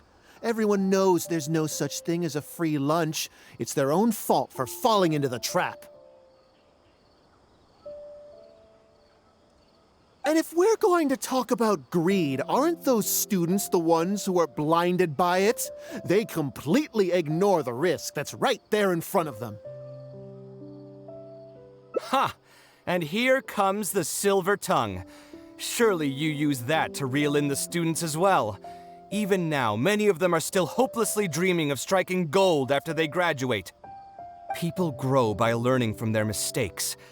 I hope this will be a valuable lesson to them. Let's head back to the academia and turn this guy over to the Matra. They should be able to link him with Alkami's business.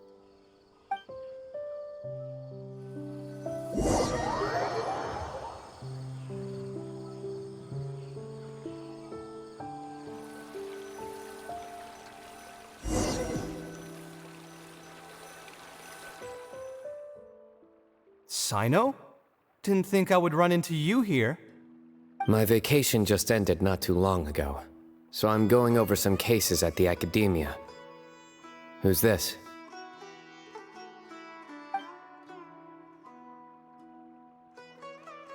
I see. Charging an interest rate over 30% indeed constitutes a crime, as it is highly likely that Alkami is also benefiting from this scheme. The Matra will open an investigation on him as well. The training center will be closed until further notice. Any funds we manage to recover from the suspects will be returned to the students. It's unclear how much we'll be able to get back, however, given their extravagant spending. That should still be enough. Once the students realize the error of their ways, they won't fall so easily for such traps in the future. Anyway, thank you for your help. I hope this won't be too much trouble for you. It's no trouble. Just another day at work. How did you two get tangled up in this anyway? Did you accept any mora from him?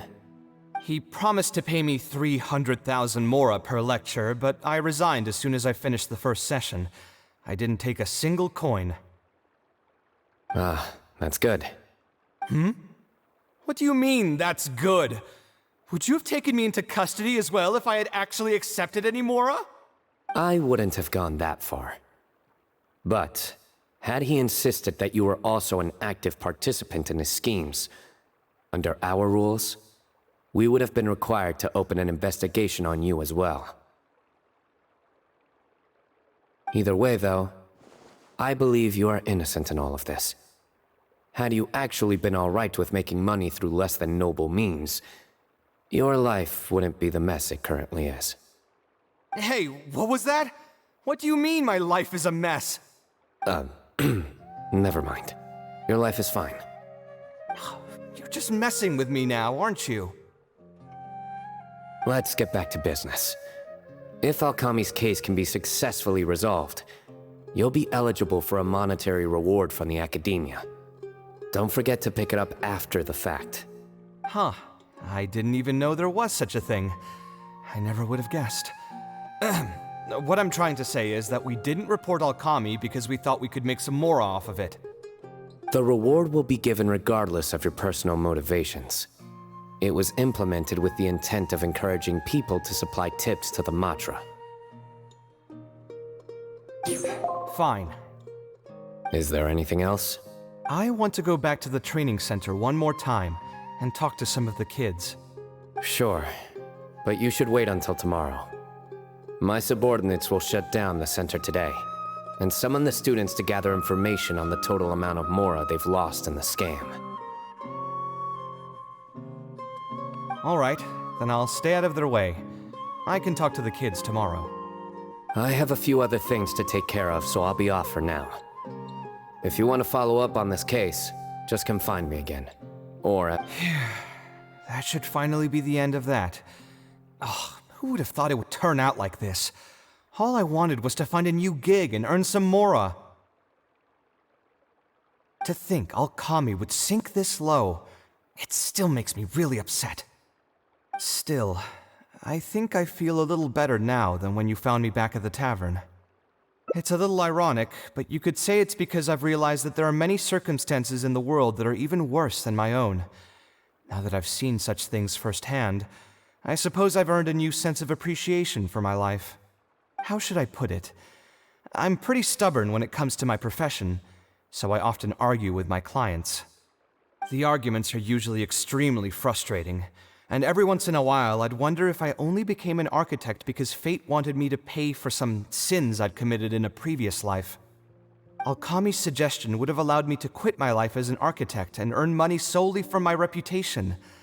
But now that I've experienced that for myself, I can confidently say that I'd never want to do it again. Every scholar has their own sense of pride and a line that they don't like to cross. Of course, when faced with the vicissitudes of life, some will surrender these things to seek a more comfortable life. I can understand that.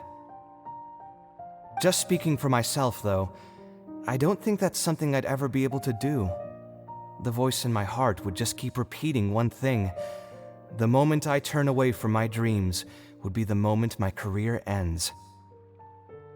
If I stopped devoting everything to my creative activities, I'd be able to lead a more comfortable life, but at the same time, my sense of intuition and understanding for the arts would also begin to degrade. At that point, any materialistic ease I may have gained in life would just become another form of torment. In comparison, my current life comes with its share of difficulties, but at least I'd never have to deal with that kind of existential reckoning. I appreciate it.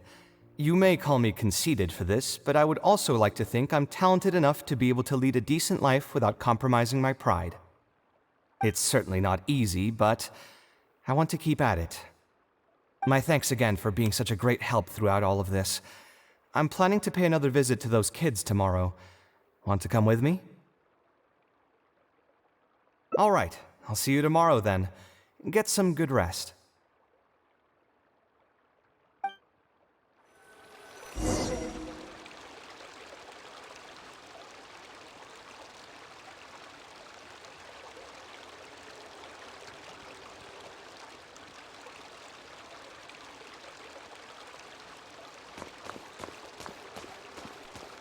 I'm not sure yet.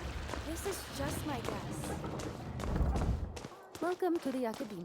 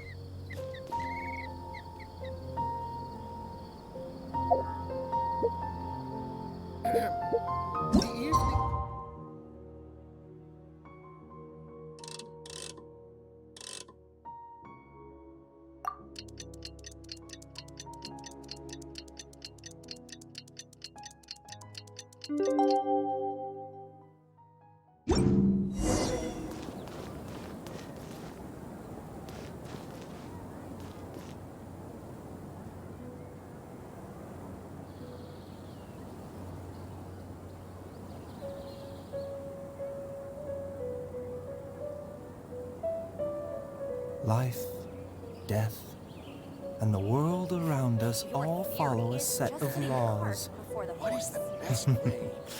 But if you never test the limits, how can anyone know where the boundaries of these laws are?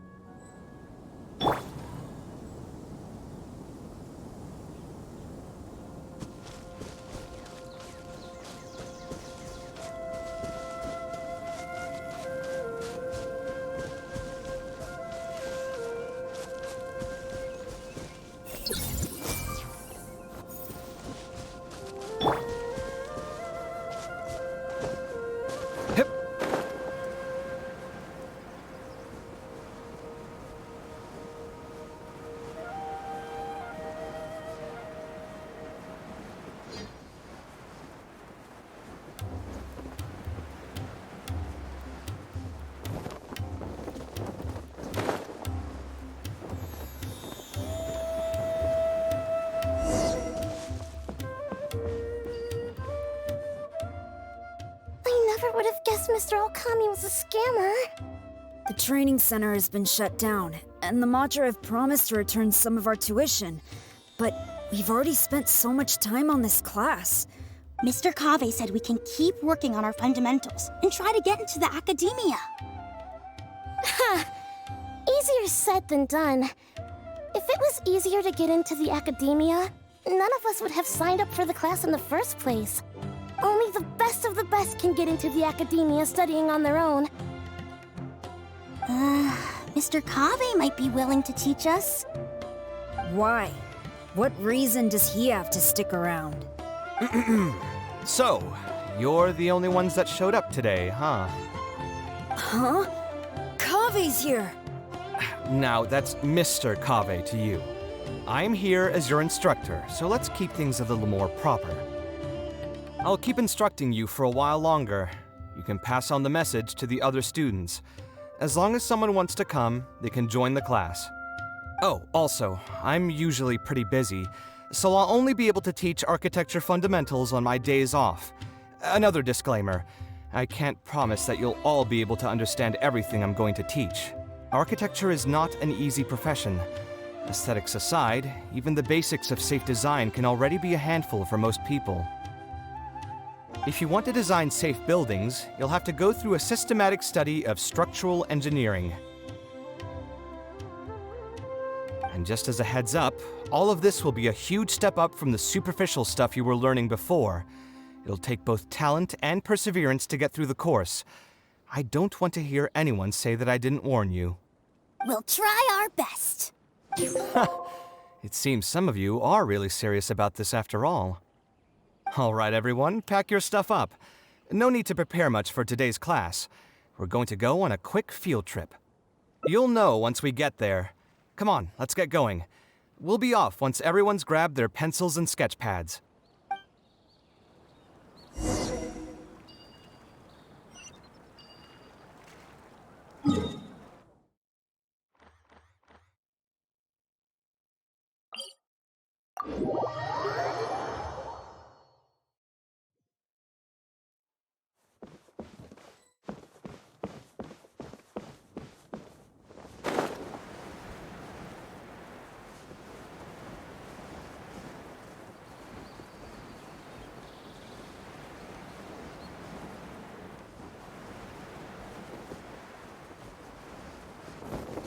Yeah!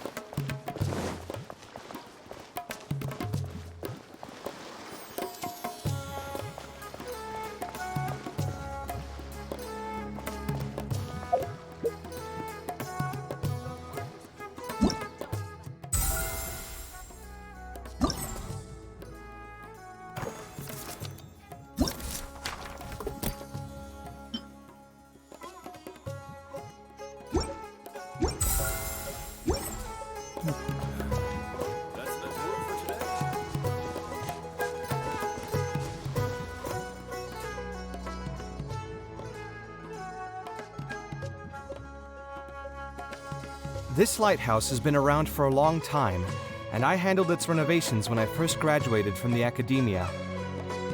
The point of today is not so much about the lighthouse as a building, however. I just want you to take a look at it and do a bit of self-reflection. If you were tasked today with designing a building, how would you want it to look like? Don't think about how you'd actually go about building it for now. Just put your ideas to paper and draw the prettiest building that comes to your mind. So, it can be, any kind of building? Yep, as long as you think it'd look good. It doesn't even necessarily have to be a building.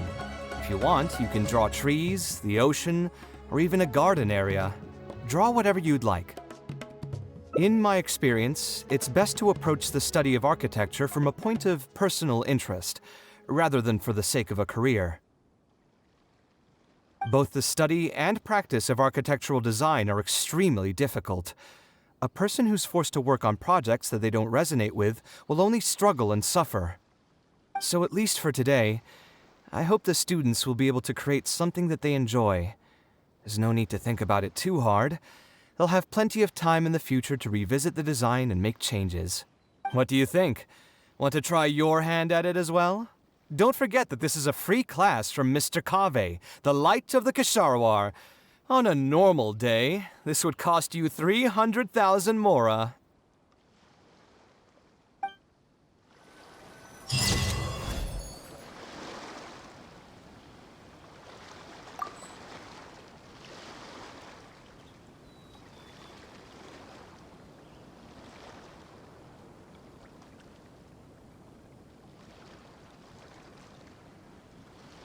The ability to appreciate beauty is an important virtue.